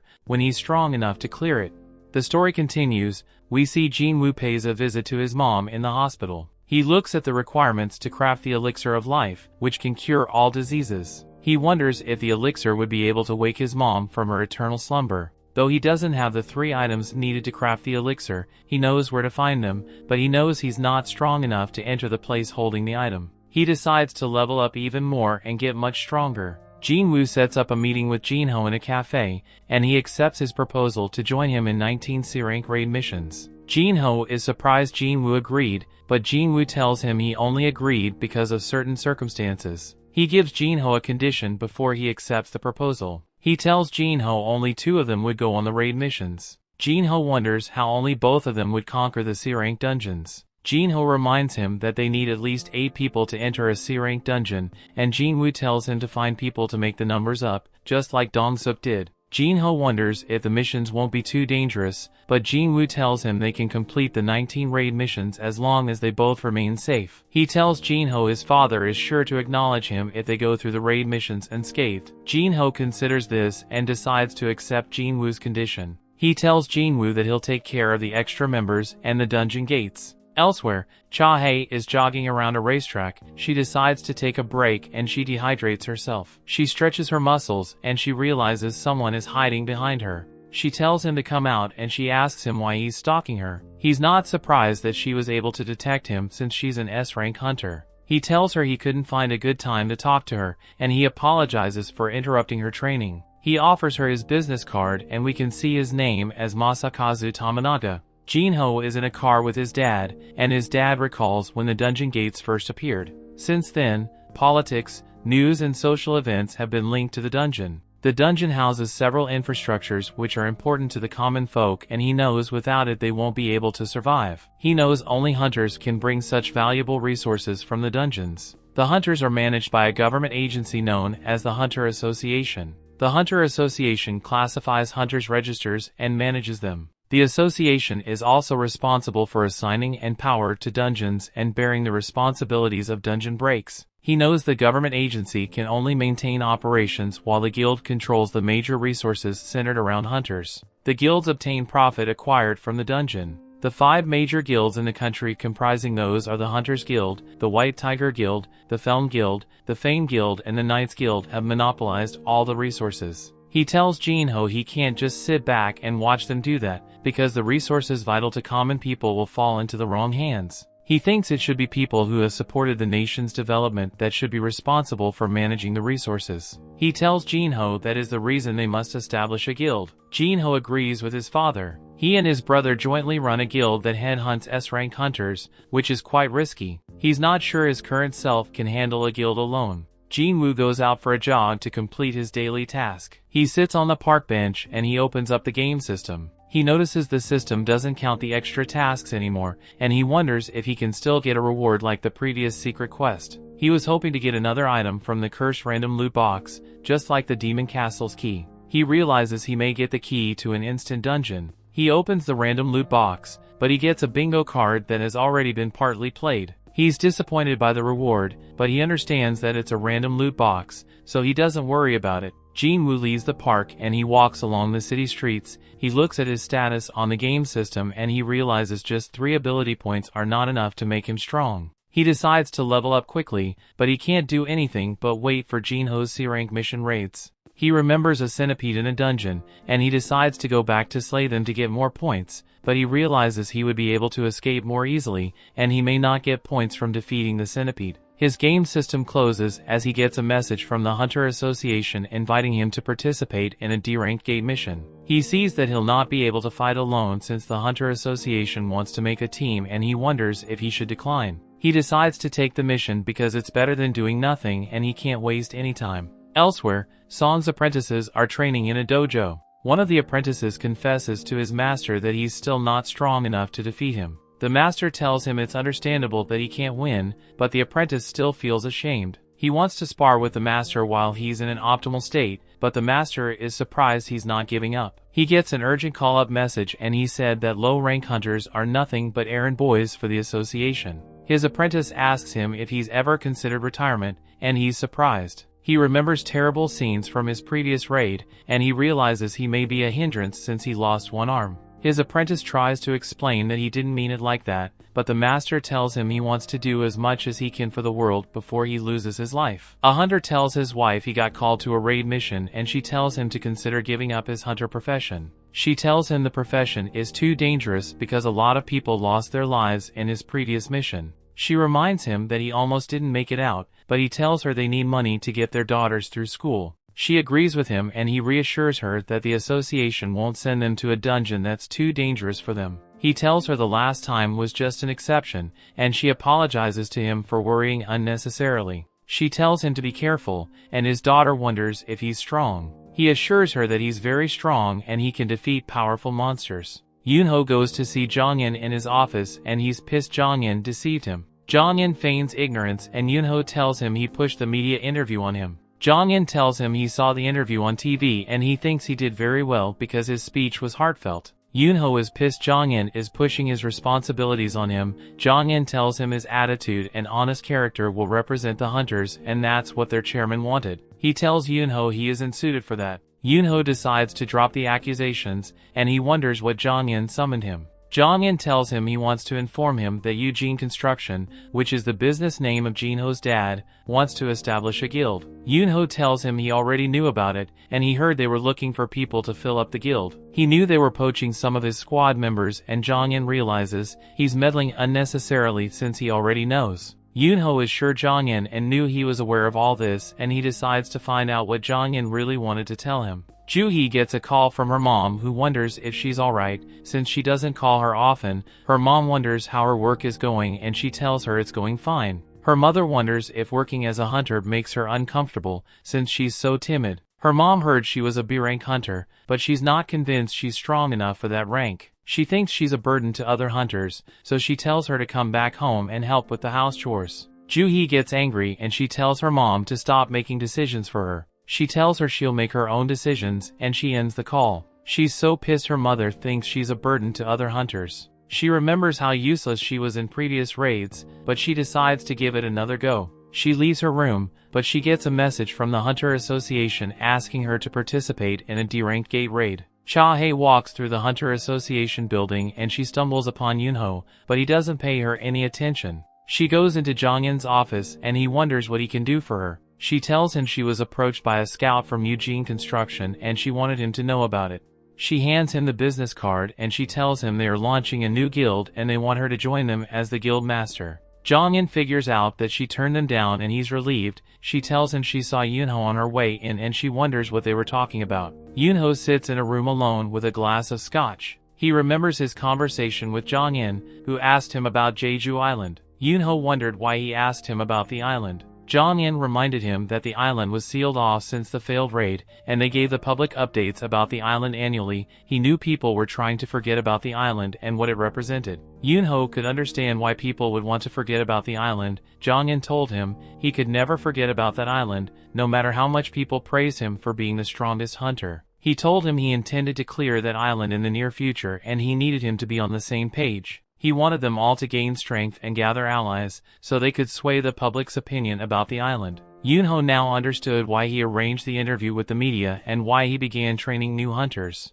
Jong-in wondered if Yoonho also left something behind on the island, and Yoonho remembered his friends he left behind during the raid. In a dark room in an unknown location, a suspicious man makes a deal with another man to take the lives of some people. Jin-Woo tells Jin-ah he's heading out and she wonders why he has worked during a holiday. She realizes he has been very busy lately and she can't believe he was the same guy who had to take long breaks between each mission so his injuries could heal. She wonders if his training is paying off, and he tells her he can make a steady living now thanks to his training. He heads out and she's surprised he's heading out without his stuff. He tells her he would be alright without them. She tries to stop him, but he walks out. She's surprised because he's going for a raid, not making a quick trip to the convenience store. The dojo master Mr. Song knows his sword will be useless to magic beasts and his martial arts would be useless in a dungeon. He stumbles upon Jin-Woo and he's surprised to run into him. He can see that Jin-Woo has changed a lot since the last time they met. He remembers Jin-Woo lost his leg, but Jin-Woo tells him it was healed when he woke up in the hospital. Mr. Song thinks it was a skilled healer who restored his leg, and he's happy to see Jin-Woo in good health. Jin-Woo is sad because Mr. Song didn't get his arm back, but Mr. Song tells him he had gotten used to it. Jin-Woo wonders what Mr. Song is doing around the area, and he tells him he was answering a summon from the Hunter Association. Jin-Woo is surprised Mr. Song was summoned by the association just like him. They arrive at the gate and Jin-Woo sees the hunters who survived the encounter with God. They're too ashamed to look him in the eye because they sacrificed him for their own safety. Song is suspicious that only the survivors from that dungeon were reunited. Joo-hee is so surprised by how much Jin-Woo has changed since she last saw him. A car suddenly arrives at the gate location and 3 prisoners step out of it. They are glad a lady is part of the group. They start hitting on her, but an association hunter shuts them up. An association official briefs them. She tells them the prisoners are substitute hunters who would be joining them for the mission. They are surprised they would be fighting alongside criminals, but the official tells them the prisoners won't cause them trouble since they want to reduce their sentence. She tells them they would be accompanied by a B-rank hunter called Kong Tae-shik, and she assures them he'll be able to handle the prisoners. Jin-Woo suggests that Joo-hee sit the raid out, but she decides to go since he's going. Tae-shik introduces himself to the group and he wonders who would lead the raid. Mr. Song decides to lead, and he thanks Jin-Woo, making sure they came out alive the last time he led them into a raid. Tae-shik is suspicious of Jin-Woo, but it's time for the hunters to enter the dungeon, so they gather at the gate and proceed through it into the dungeon. The story continues. We see inside the dungeon, the prisoners are actually doing a good job wiping out some goblins. Mr. Song wonders who the real beasts are and demonstrates his own power. The group of goblins is eventually wiped out and Mr. Song impressed by how much stronger Jin-Woo has gotten. Even Joo-hee points out how Jin-Woo hasn't gotten hurt yet, and she hopes that no one ends up needing her to heal them. Mr. Song is still amazed as even Jin-Woo's aura is different. Tae-shik has the move forward, but they find a split in the path. The dungeon has been much easier than they expected, so they determined that it should be fine to split up. They will be taking on a bit more risk, but they will be able to clear the dungeon faster. Jin-Woo is able to sense that the dungeon boss is down the path on the right side, but he doesn't tell anyone. He hasn't been leveling up much from the weak goblins, so Jin-Woo requests that his group go down the right side path. They split up, but Tae-shik oddly stares at Jin-Woo. Kim's group member is the other coward, and Kim decides that they will have to apologize to Jin-Woo for abandoning him on the first raid. They are sure that he won't accept their apology, but Kim determines that he must try if he wants to continue being a hunter. Down the other path, the prisoners easily wipe out another group of goblins. Taeshik strangely asked if they will be able to do the same against humans, and they point out that it would make no difference. A look into the past shows that Taeshik was told that Sung Guy's daughter was assaulted by 3 men. His daughter took her own life afterwards, but this guy was furious, since the 3 guys would be set free from prison in just a few years. To make things worse, they're hunters, and hunters are allowed to participate in raids to reduce their sentences. This is incredibly unfair since his daughter will never get to come home. The man brought 3 million yuan and offered to give it to Taeshik if he eliminates the 3 prisoners. Taeshik is absolutely crazy, as he now tells the prisoners what he will tell the inspectors when he leaves the dungeon without them. He will say that the prisoners were eliminated by a pack of 100 goblins. Kim continues down his path, but he is shocked to find that it touches to Taeshik's path, and he finds Taeshik massacring the prisoners. Taeshik tells the prisoner that he was told to make them suffer,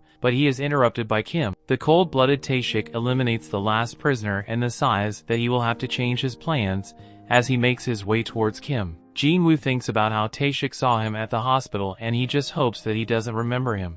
Just then they hear screaming and they rush to find the dead prisoners. Kong has been eliminated as well, and Jin-Woo shocked when he sees Kim in bad shape. Joo-hee heals him, but Mr. Song tells that this was not the work of a magical beast. The weapon used was too sharp and whoever used it avoided finishing him off multiple times. Kim has given up on surviving, but Jin-Woo reminds him that he has a family. Jin-Woo demands that he stay alive, otherwise he won't be able to keep blaming him. Kim uses his last breath to apologize to Jin-Woo and he passes away. Just then, Taeshik tries to eliminate Joo-hee but Jin-Woo stops him. Taeshik is impressed with how fast he is and Mr. Song realizes that Taeshik is responsible for the massacre. Mr. Song is shocked since Taeshik is part of the Hunters Association, but Taeshik just wants to tell them his plan. Instead of blaming the goblins, Taeshik will say that the prisoners eliminated all the other hunters. He will then say that they tried to take him out, but they couldn't do that, which will be why he was the lone survivor. Mr. Song holds Jin-Woo back as he doesn't believe he can take on Taeshik. Mr. Song will fight him instead, but he thinks about how long is the B rank, 1 whole level above him. Joo-hee gives him a strength buff and Mr. Song tries to use his sword skills to take Taeshik down. Taeshik manages to avoid even being touched once and he commands Mr. Song for knowing his stuff. Jin-Woo analyzes the situation and can tell that Mr. Song is managing to hold his own, but he isn't fast enough to win. Taeshik manages to land a devastating blow, but he gets annoyed when Joo-hee quickly heals Mr. Song. Taeshik decides to take her out first, but Mr. Song stops him. Taeshik underestimated the old man, so Mr. Song explains that he has trained S-rank hunters before. His blade is outmatched, but Taeshik points out that the power Mr. Song has been given have their limits. There is no chance a mage type like him can defeat an assassin type, so Taeshik brings him near death. Joo-hee too frightened to heal him, so Taeshik prepares to end Mr. Song's life. Mr. Song uses his fire ability but Taeshik is just too quick. He realized that Mr. Song used his sword to make him lower his guard against magic. Mr. Song was waiting until Taeshik tried to end his life to surprise him with a fire blast. Taeshik saw right through his plan though, and Mr. Song will now pay with his life. Just then, Jin-Woo finally steps in to stop the fight. Taeshik demands to know who he is, so Jin-Woo explains that he's simply an E-ranked hunter. Taeshik doesn't believe him, since he would need incredible reaction speed to stop the attack he just used on Mr. Song. Taeshik can tell that Jin-Woo was hiding his power and determined that he had a second awakening. The others are shocked and Taeshik just now remembers Jin-Woo from the hospital. The mana reader only read 10 at the time, so Taeshik thinks that the second awakening must have come after that. This doesn't make sense though, as it doesn't explain why Jin-Woo was able to survive the double dungeon. Taeshik determines that it actually doesn't matter, so he prepares to eliminate Jin-Woo. Jin-Woo wants to know what happened just now, so Taeshik explains that he was just carrying out justice by taking out the prisoners. Jin-Woo couldn't care less about them, but he wants to know why he eliminated Kim and Kong. Jin-Woo points out that Kong could have done it quickly, but he didn't. Instead, Taeshik seemed to have tortured and toyed with them. Another look back to when Taeshik spoke with the father shows Taeshik explaining that he has received huge offers to join the largest guilds. However, he chooses to work for peanuts in the Hunters Association. The reason he has chosen this path is because he finds people much more fun to kill than beasts. A fight breaks out between Taeshik and Jin-Woo, and the two spectators are amazed by their blinding speed. Taeshik can tell that they have practically the same build, but he determines he has much more experience fighting high-ranked opponents. Taeshik uses this experience to take control of the fight, but he is shocked when Jin-Woo asks him to be a little less bloodthirsty. It's too late though, as Jin-Woo's system has taken notice. The system, just like last time, informed Jin-Woo that there are people present that want to eliminate him. Jin-Woo is then once again given a quest to eliminate his opponents. Jin-Woo is engulfed by a dark power, but calling this confused since he thinks he should have the advantage in this fight. Jin-Woo instantly attacks, and Taeshik shocked when he realizes that he has been poisoned. The two continue fighting, but Taeshik has something special to show him as well, and he disappears. He explains that this is the stealth skill. It conceals the sight, sound, and even his smell. Only a tiny fraction of hunters can obtain this skill, and no one knows he has it. Taeshik manages to hurt Jin-Woo, and he tells the others to stay back and wait for their turn. Taeshik is certain that Jin-Woo won't be able to do much now with an injured leg, but he's shocked when Jin-Woo instantly heals himself. Taeshik is in disbelief since he has never heard of a combat hunter who could also use healing magic. Jin-Woo is completely unpredictable, and this makes him very dangerous. Jin-Woo has seriously changed, as he explains that he just lost another one of his emotions, and now he doesn't even need to get angry to kill filth like Taeshik. Taeshik realizes that Jin-Woo has taken human lives before, and Mr. Song shocked to hear this. He determined that Jin-Woo has probably had to make some tough decisions in a short amount of time, and that is why his appearance was not the only thing that changed. Taeshik moves in to continue attacking, but he is shocked when Jin-Woo was able to track him just by sensing his bloodlust. Taeshik still has a trick up his sleeve, but everything stops when Jin-Woo activates his murderous intent skill. Taeshik is surrounded by darkness, and he is stunned when Jin-Woo's blade pierces his chest. As Taeshik's life fades away, he points out that he and Jin-Woo are the same. They are both killing machines, and the only reason why he is dying is because he was simply weaker than Jin-Woo. Taeshik still wants to know what Jin-Woo is. He has assassin skills, healing and debuffs, and Taeshik has never heard of someone like that. Jin-Woo doesn't tell him anything, but Taeshik points out that Jin-Woo was able to eliminate him, so his E-ranked act is over. Jin-Woo decides to tell him something and just explains that he is someone that gets stronger with every fight. Taeshik can tell that Jin-Woo will keep getting stronger and stronger, but he has a warning for him. If he goes too far searching for more and more power, that same power might take control of him. Jin-Woo's quest is complete, and he got some rewards. Jin-Woo has noticed that the stronger he gets, the more he feels like something inside of him is falling apart. His friends thank him for saving them, but Jin-Woo tells them to leave the dungeon. They are shocked to hear that Jin-Woo plans to clear the dungeon alone, but they realize that he is strong enough to do it. Outside, Jin-Chul is shocked to hear that Taeshik was killing in secret. He is shown the only survivors of the mission Taeshik was on, and he's surprised to find that one of them is Jin-Woo. He apologizes for what happened, but more importantly, he wants to know who was the one that defeated Taeshik. Jin-Woo realizes that he won't be able to keep his secret anymore, which means he will have to cancel his deal with Jin-Ho. Just before he admits to everything, Mr. Song lies and says that he was the one that eliminated Taeshik. Mr. Song is only a C rank, so he explains that he only won the fight because he had the help of a healer. Jin-Chul is skeptical as Taeshik was a top B rank hunter, but he accepts Mr. Song's answer. Just then, Jin-Woo reminds himself that he cannot get overconfident. He could until before, but Jin-Chul was an A-rank hunter. He can sense his immense power now, and he can tell that it is current strength. He wouldn't stand a chance against this guy in a fight. Mr. Song determines that Jin-Woo has a good reason for keeping a secret, so he tells Jin-Woo that this is just him paying him back for what happened in the double dungeon. That night, everything has been settled, and Ju-hee wonders if Jin-Woo remembers the stone he gave her. The story continues. We see Jin-Woo and Ju-hee take a little walk while they discuss how much Jin-Woo has changed. Ju-hee is the complete opposite of him, as she hasn't changed at all, and she realizes that she is too timid to be a hunter. She should really be participating in A-rank raids, but she chooses the lowest rank ones instead. It's not terrible since it allowed her to meet Jin-Woo, and she began healing him. He would always get hurt, but she could never forget how his eyes always had that determined look in them. Ju-hee returns the crystal he gave her and reveals that she will be retiring. She will be going back to live with her parents, but the two agree to hang out if they ever see each other again. A look back shows that Jin-Chul was very skeptical of Jin-Woo. He didn't believe that an E-rank like him could defeat the B-rank Taeshik. Jin-Woo was already found to not have had a reawakening though, so Jin-Chul just let him be. He did, however, issue him a warning. Dong-suk's brother Dong-soo has heard that Jin-woo and Jin-ho were the only survivors after his brother was eliminated, so he may be coming after them.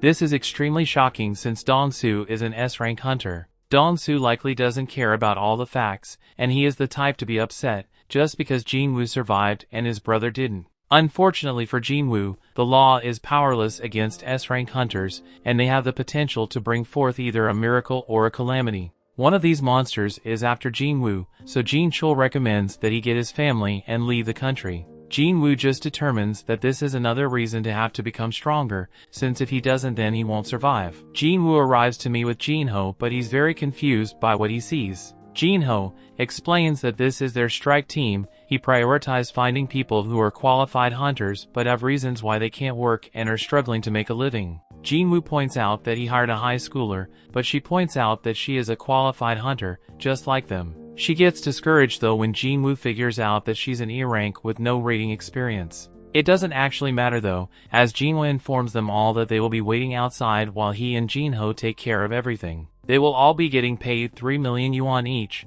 which is a great deal since they won't actually be doing anything. The only thing is that they can't tell anyone about it, otherwise they will have to pay back 10 times the amount they were given. Jin-woo received a stealth runestone for defeating Taeshik and he uses it to learn the stealth skill. Jin-ho is ready to go and Jin-woo's shocked to see that he has put on some more insanely expensive armor. Jin-woo proves how illogical it would be to wear that armor and demand it's take it off. Jin-woo allows him to at least keep the helmet though, and the two enter the portal. The other hunters think they are crazy for going into a C-rank dungeon alone, but they don't really care since the contract is already finalized. Jin-woo's sister wonders where her friend Sung-yi is, and we see that she's the high schooler on Jin-woo's strike team. The hunters discuss how full strike team would take 2 hours to complete this raid, so when they see you appear out of the portal, they assume that they just ran away. Of course they are shocked to see that the gate is closing after they exit, which means that they have cleared the dungeon. The hunters stare in disbelief, but Jin-woo just tells them to hurry as he wants to go to another portal.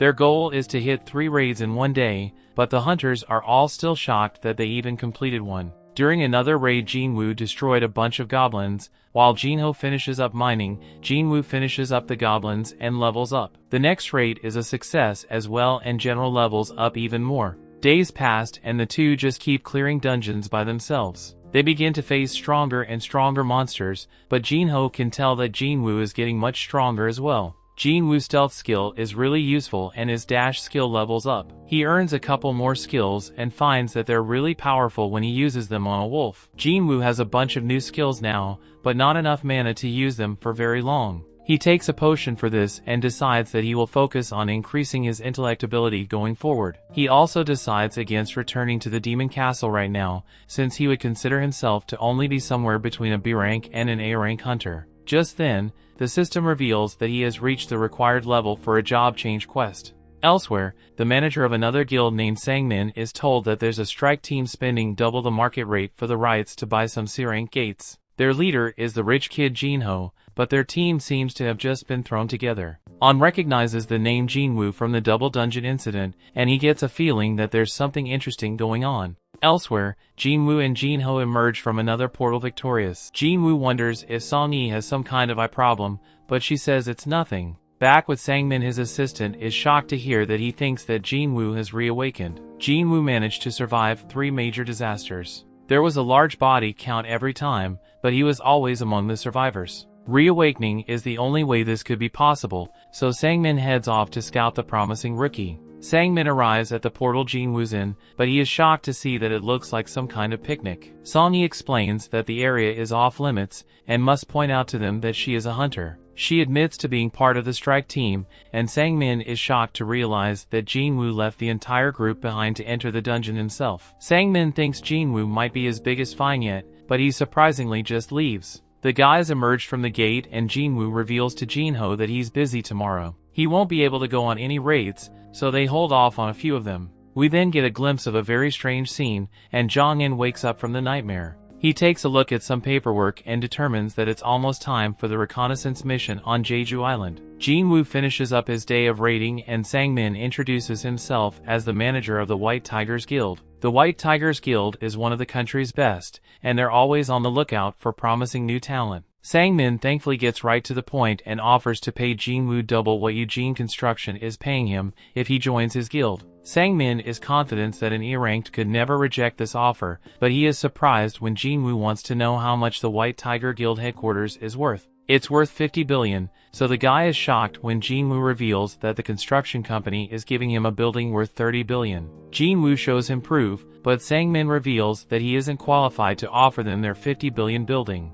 Jin-Woo leaves as he has lost interest, but he does want to know how Sang-min heard about him. Jin-Woo strikes fear into this guy but making sure that he wasn't snooping around and he disappears. Sang-min realizes that Jin-Woo used stealth to cut him, and he is shocked when he thinks about how Jin-Woo is a reawakened with the stealth ability. Jin-Woo tells him not to turn around, so Sang-min explains that he was just investigating who was buying up so many gates. Jin-Woo demands to know who else knows about him, but Sang-min explains that it's just him and one of his subordinates. Jin-Woo warns that if people start hearing about him, they will be the first people he suspects. Sang-min agrees to keep everything a secret, so Jin-Woo reveals himself again. Jin-Woo has to keep buying the gates for a while, but this causes problems for the guild, since they need to train recruits. Jin-Woo agrees to let them buy 3 gates from him, but Sang-min is shocked when Jin-Woo tells him that they will have to pay 300 million yuan for each. The guy begs him to lower it to 200 million and Jin-Woo surprisingly agrees. The two make the deal for 3 gates, but their interaction is not over yet, as Jin-Woo wants to give him something.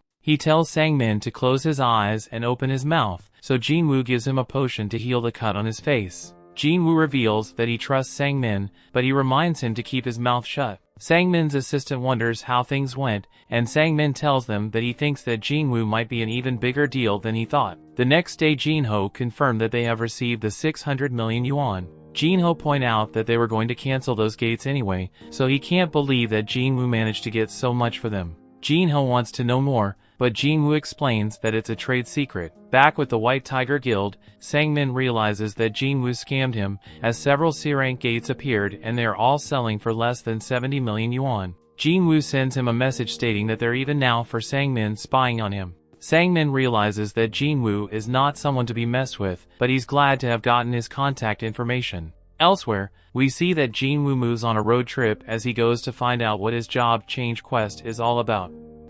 The story continues. We see Jin-Woo arrives in some forest far away from civilization, because he has no clue what to expect from the job change quest. He has encountered 2 dungeons that were accessible with keys, and the only quest he has been forced to take immediately were the penalty and the emergency ones. This job quest 1 is optional though, and he has even been given time to decide. Jin-Woo assumes that it's an important event that will make him stronger by earning skills best suited to his job, so he decides to accept and the gate opens. Jin-Woo just now remembers that he didn't do his daily quest and decides to do it later. He declares that the real game starts now and he enters the gate. Elsewhere, Jin-Ho has a meal with his father and they are met by his brother. In the dungeon, Jin-Woo finds that he won't be able to use potions or his full recovery. He won't be able to leave until the quest is complete either, so he will have to be very careful. Just then Jin-Woo hears something approaching and he prepares himself. It turns out to be an armor-type beast and Jin-Woo quickly attacks it. He is shocked to find that his attack did nothing and he is caught off guard by the monster's power. Jin-Woo lands another attack, but it's no good. He dodges several attacks and declares that he has fought more powerful creatures with even harder exteriors. Jin-Woo then uses his bare hands and tears the monster apart. Jin-Woo isn't too happy though, since he pretty much wasted one use of his Fatal Strike skill. He can't be upset for too much longer though, as he has company. Back with Jin-Ho, his father wonders how Jin-Sung's efforts to establish the guild are going. He has heard that every S-rank he sent an offer to ended up declining. This is true, but Jin-Sung explains that he's in talk with hunters from other countries. Jin-Ho realizes that this will be more competition for him, and he is shocked when Jin-Sung reveals that he knows he has been working on something in secret. He knows that Jin-Ho has been trying to establish himself by buying up C-rank raids, but he warns Jin-Ho not to get in his way. Jin-Ho doesn't say anything, but he is sure that Jin-Sung wouldn't be talking this way if he knew how powerful his partner is. Back in the dungeon, Jin-Woo was putting in work destroying the monsters. He determines that he will have to rest soon, but he senses something and eliminates another monster. He can't believe that it was using stealth, and on top of that, a mage that can use light magic has appeared. This is all pretty strange as Jin-Woo feels like the armor on the first monster combined with the skills of these monsters makes him feel like he's revisiting his old battles. The quest is much tougher than he expected, but he once again analyzes the situation mid-battle. He goes over what it will take to defeat each one of his enemies. The armored one won't take damage without enough strength, and the stealthy one can be detected without enough perception. The mage needs to be countered with intellect, but Jin-Woo hasn't increased that stamp very much. His fatigue is building up quickly, so he will have to end the fight soon. Elsewhere, we see that Jong-in meets with the other hunters as they are ready to head to Jeju Island. Back in the dungeon, Jin-Woo managed to defeat the monsters. He finds that he has received the chest plate and realizes that he hasn't done much with gear yet. Jin-Woo puts some on and is glad to see that it can go invisible and it doesn't restrict his movement.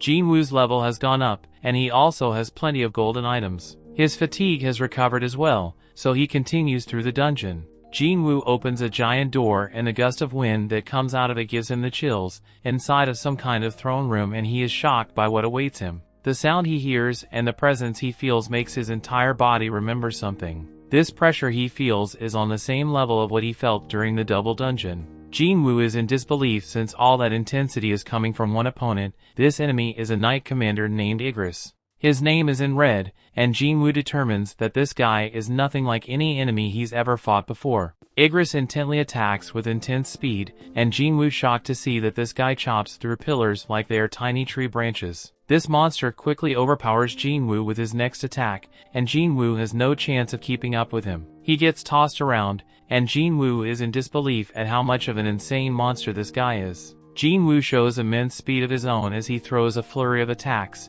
but his blade does nothing against the knight's armor. Jin-Woo just barely manages to block an attack and he gets tossed back. He determines that they are equal when it comes to speed, but Igris is much more powerful than him. This guy is extremely dangerous and Jin-Woo wonders if he has any chance of beating him. Jin-Woo doubts that he can win without a weapon, but he can only think of one way to deal any damage through the armor Igris wears. Jin-Woo puts away his dagger and Igris surprisingly throws aside his weapons as well. Elsewhere, Jong-in calls the chairman Go and thanks him for approving the operation. The chairman tells him to be careful, but Jong-in is already fully aware of the danger. He knows that this expedition is simply to assess threat levels. They will just prod the enemy and see how they respond. Jong-in is as diligent as ever, and he explains that it's because the last 3 done Jeju Island never really ended for him. Back in the dungeon, Igris wasted no time in crushing Jin-Woo. He tosses Jin-Woo again like he's just a toy and he lands a barrage of punches on him. Jin-Woo gets sent through a wall and he's shocked by his opponent. He was blocking all the punches, but he still feels like he lost 500 HP. Jin-Woo is glad that he put armor on, since he would surely not be alive right now if he hadn't. Jin-Woo concedes that he cannot power this guy, so he boosts his speed instead. Jin-Woo flies around him and manages to finally push him back. He tries several more attacks afterwards, but it soon becomes very clear that he won't be able to catch him again. The guy tells him around even more and Jin-Woo notices that the skill he used also increased his defense. He's still getting destroyed by this guy as he gets him back into the room, but Jin-Woo continues to fight back. His efforts paid off as Jin-Woo uses a spectacular move to land a kick right on Igris' head. Jin-Woo realizes that this might actually be bad for him, and the knight attacks with even more ferocity. Jin-Woo just continues to take an absolute beating as Igris tosses him onto the throne and stares down at him. Back home, Jin-Ah leaves some dinner for Jin-Woo and goes to study. We then also get a look at Jin-Woo's mother at the hospital. Back with Jin-Woo, he's in really bad shape as Igris takes his sword and prepares to end Jin-Woo's life. He ruthlessly goes in for the finishing blow, but Jin-Woo shockingly stops him with one hand. Jin-Woo declares that he hasn't lost yet and pushes Igris back. He summons his blade and manages to stab the knight through the opening in his helmet. Jin-Woo then uses all the power he has to push Igris' back and pushes them up against the wall. Igris tries to use Jin-Woo's blade, but Jin-Woo points out that his dagger doesn't change owners, it just goes back to his inventory where he can summon it again. Jin-Woo sends his blade through the Igris' skull, but the attack is too shallow. He determines that he has to go deeper, so he uses all the power he has left to push a blade further into the Igris. Jin-Woo uses every fatal strike he has and lands the most powerful strike he has ever dealt. Igris has gone completely limp. Jin-Woo removes his blade and a notification reveals that he has won the fight. Jin-Woo realizes that there was a huge gap between them in every category, and determines that him winning was really a fluke. If he made even just one mistake, he would have died. Jin-Woo then receives 4 rewards. One is 1.5 million gold and another is the S-rank helmet that Igris wore. The key to the demon's castle was S-rank, but Jin-Woo has never had gear that was this high quality before. Amazingly, the helmet boosts his stats and reduces damage taken by 15%. Jin-Woo also receives a rune stone for this skill called the Ruler's Hand.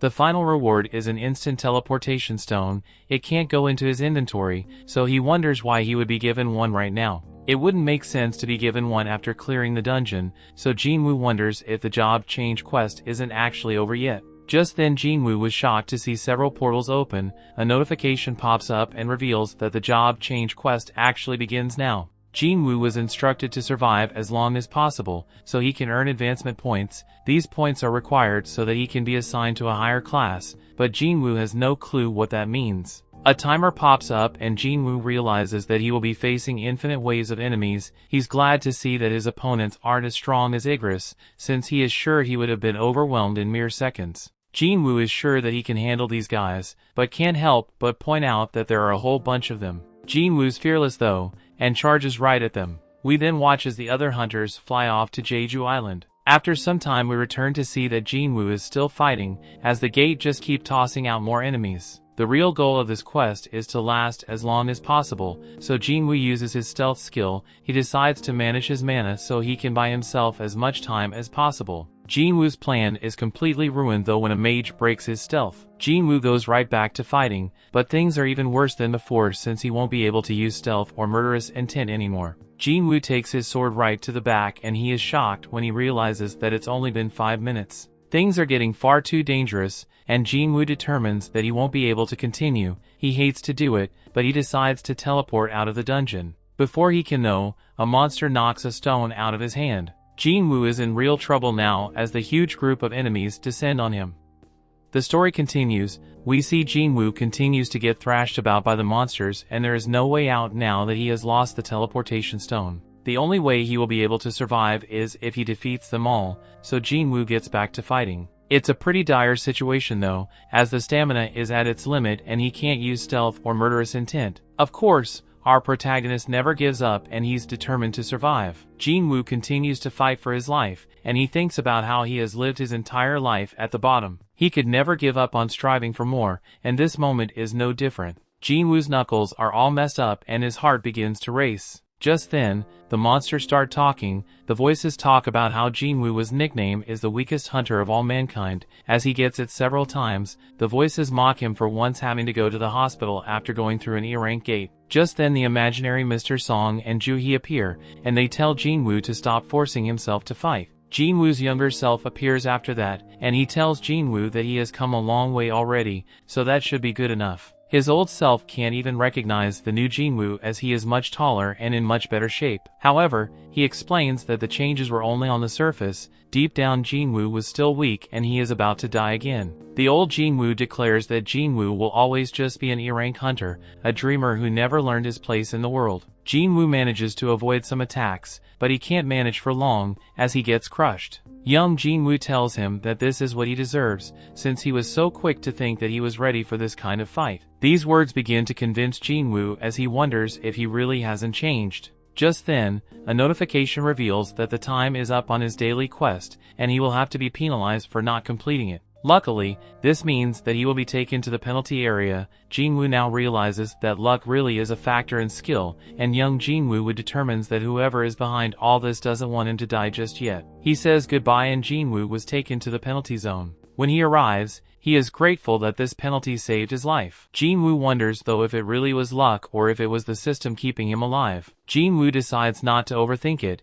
and he uses some potions to recover his stamina. Unfortunately, a notification explains that if he is too seriously injured, potions won't restore his HP. he will either have to wait to heal naturally or try and get restored by leveling up. Just then a bunch of those monsters from before appear, and Jin-Woo declares that as long as he doesn't die, any pain he feels will only make him stronger. Back home, Jin-Ah notices that Jin-Woo hasn't returned, and she wonders if he got a girlfriend. She determines that that would be impossible, and she just hopes that he will remember to be there for her guardian-teacher meeting. Back with Jin-Woo, he has defeated the monsters he was once terrified of and has recovered his health from leveling up. He has 10 minutes left in the penalty zone, so he uses it to buy the Night Killer dagger. This weapon is perfect as it deals 25% more damage to armor-type beasts. Jin-Woo uses the ruined stone he got from fighting Igris, and it gives him the active skill called Ruler's Hand. Surprisingly, it doesn't use any mana, and it allows him to affect objects without touching them directly. He remembers Igris using this on his sword,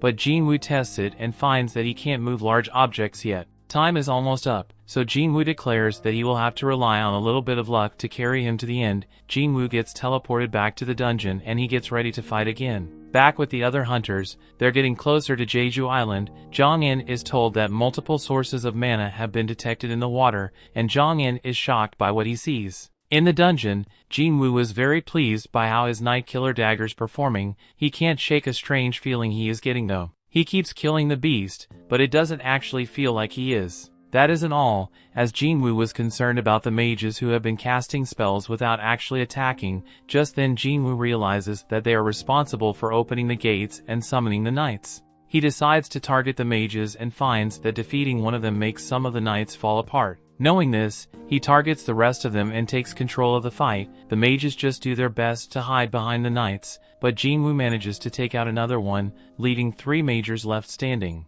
These tricky last 3 combine their power to summon a golem, so Jin-Woo makes his way up to higher ground. He manages to disable it for a moment and thinks about how the dummy ages must have thought the one strong monster was better than several small ones. Jin-Woo points out that this is wrong though, since having fewer targets makes it easier to go after the mages. Jin-Woo finally manages to wipe out all the mages, but the golem is still standing. Our protagonist has become so strong that he uses sheer force to destroy the golem. With that, all the monsters are defeated and the notification reveals that he has finished the job change quest. Now he will be able to switch to a more advanced class with the points he earned based on his performance during the quest. He doesn't get to choose apparently, and notifications begin to pop up with several messages. They state that whatever path the player takes, it is littered with corpses and the stench of blood remains. Furthermore, the player craves great power and blaze his own trail without relying on others. It mentions how a shadow army will follow the player's orders, and Jin-Woo shocked to see that his new job class will be Necromancer. This doesn't make sense to him at all since he hasn't put anything into his intellect stat. Necromancers are usually a magic type class that summon undead monsters as servants. Jin-Woo though has an assassin's build. His main stat is strength, and all his skills fit that style of fighting. If he gets a class like Necromancer, then all the effort he put into his current build will be wasted. Just then Jin-Woo was relieved to see that he can reject it. He declines, but this is some points out that Necromancer is a hidden class and it asks him again if he really wants to decline it. Jin-Woo gives it a second thought and wonders if it being a hidden class means it has some kind of special power. Jin-Woo wishes he had an example to compare it to, and he realizes that it's pretty similar to the summoning magic the mages were using. Encountering them seems like too much of a coincidence, so Jin-Woo wonders if this job change quest was pre-arranged by the system. The idea of summoning beasts like the mages piques his interest. The mages weren't very strong on their own, but Jin-Woo knows that he is. There is no rule that says necromancers can't fight on the front lines, which is what he would do. Jin-Woo determines that if classes work like stats do, then as he levels up, his skills and necromancy will too. This means that the shadow army the system talked about will likely become stronger as a result. Jin-Woo gets excited about the idea of no longer solo leveling and he accepts the necromancer class. Just then a dark power bursts from beneath his feet and the system starts awarding him points based on his performance. Jin-Woo did amazingly well during the quest, so his total advancement points exceed the class threshold. The dark power erupts even more and Jin-Woo begins to flow, and the advancement is soon complete. Jin-Woo was then shocked when he sees that he already moved on from the Necromancer class all the way to the Shadow Monarch class. He also receives unique class skills and 10 ability points. Jin-Woo wonders if the quest is finally over, but he begins to hear sounds that seem to be coming from people that are in pain. Jin-Woo can now see a dark shadow coming from the monsters, and he's able to use his skill called Shadow Extraction on them. First, he must designate a command word, so he chooses arise. As soon as he says it, Jin-Woo ecstatic to see the first members of his shadow army. Aside from shadow extraction, Jin-Woo also has a skill called shadow storage. Shadow extraction lets him drain some of his mana to create shadow soldiers. Shadow storage allows him to hold onto those shadow soldiers and summon them whenever he wants. The only thing Jin-Woo needs to be mindful of is that the extraction can fail depending on the strength of the target and the time since death. There is more to this ability, as Jin-Woo sees that he summoned both the knights and the mages and they come in different ranks too. Jin-Woo gets excited when he wonders if he can even extract S-rank shadows, and if its strength reflects how strong they were in real life. Jin-Woo rushes to Igris and finds that extraction is possible. There is a limit to the number of extractions and how many he can store, so Jin-Woo releases 11 soldiers. Jin-Woo turns back to the Knight Commander, Igris the Blood Red, and says the word arise. Igris's shadow begins to emerge, but a large burst of power pushes Jin-Woo back and the extraction fails. Jin-Woo only has 2 more tries left, but his second attempt fails as well. Back at the Hunters Association, President Go reminds Jin-Chul that hunters can never grow their power unless they undergo a reawakening. That is why they train their combat techniques and gather allies. Back with Jin-Woo, he speaks Igris and reminds him that he is a warrior, cutting down foes with his sword as his life purpose, and Jin-Woo is sure that he doesn't want to just sit there and rust away. Jin-Woo declares that if Igris needs someone to dedicate his sword to, then he should serve him. Jin-Woo uses his last attempt and once again tells Igris to arise. A huge amount of power bursts from Igris's corpse, but this time it's different. Igris's shadow emerges and Jin-Woo was allowed to give his level 7 knight a name. Jin-Woo honors the knight and gives him his old name Igris. At the same time, President Go explains that reawakening happen every day and he hopes that this will bring forth the hunter that defies all expectations. In this moment, Igris and the rest of Jin-Woo's shadow army kneel before him. Jin-Woo is amazed by the sight and declares that they are all with him now. Back with the other hunters, they have finally arrived on Jeju Island. Jonghyun is examining what are the red ants from the terrible raid and he is shocked to see something that has never happened before. He declares that the monsters are evolving and we see that the ant has grown wings. Season 2 started with Jin-Woo, who is awoken by his sister, who reminds him that he has to meet with her teacher. Gina can't even recognize her brother, and we see that Jin-Woo has grown since we last saw him. Jin-Woo just wants to look respectable in front of the teacher, but his new look has all the schoolgirls admiring him. Gina reminds Jin-Woo that he doesn't have a girlfriend, and offers to introduce him to some of her desperate friends. Jin-Woo isn't interested in those hideous gargoyles, and he finally meets with the teacher. The teacher compliments Gina endlessly for being such a good role model to the other students, and even reveals that Gina's exam scores will get her into any medical school she wants. The teacher only has one concern. She wants to know if Jin-Woo will allow Gina to become a hunter if she goes through an awakening. Jin-Woo instantly says no, so the teacher has a secret request. Outside, Sung-Yi is shocked to find Jin-Woo waiting for her. He reveals that he's Gina's sister, but Sung-Yi already knows what he wants to say. She declares that she won't be going back to school no matter how much her teacher wants her to, and she definitely won't be quitting hunting. Jin-Woo points out that she's only an E-rank hunter, and there's no way she can make a living hunting. Sung-Yi is quick to point out that Jin-Woo is also just an E-rank, but Jin-Woo has had enough. He reveals that he actually isn't here to convince her to quit hunting, and he tells her to come with him. Elsewhere, Inspector Woo welcomes home the hunter Dong-Soo. Dong-Soo would rather be anywhere else than Japan, but he has important business to take care of. Woo wonders if he's here to meet with a certain 2 hunters, but Dong-Soo is insulted by the question. He doesn't plan to just meet with them, he wants revenge. Dong-Soo declares that he plans to do terrible things to Jin-Woo and his friend, and he will do it inside of a dungeon where no one will know. Dong-Soo tells Woo that him and his surveillance team can just pretend that they don't know about his plan. That is, unless weaklings like them want to try and stop him. Woo explains that his only job is to monitor hunters who may pose a risk to public safety, and the 2 men part ways. Back at the Hunters Association, we see that Choi has returned from Jeju Island, and they discovered something alarming. The red ants have developed wings and can now travel with them. They can only go a short distance right now, but if they evolve further,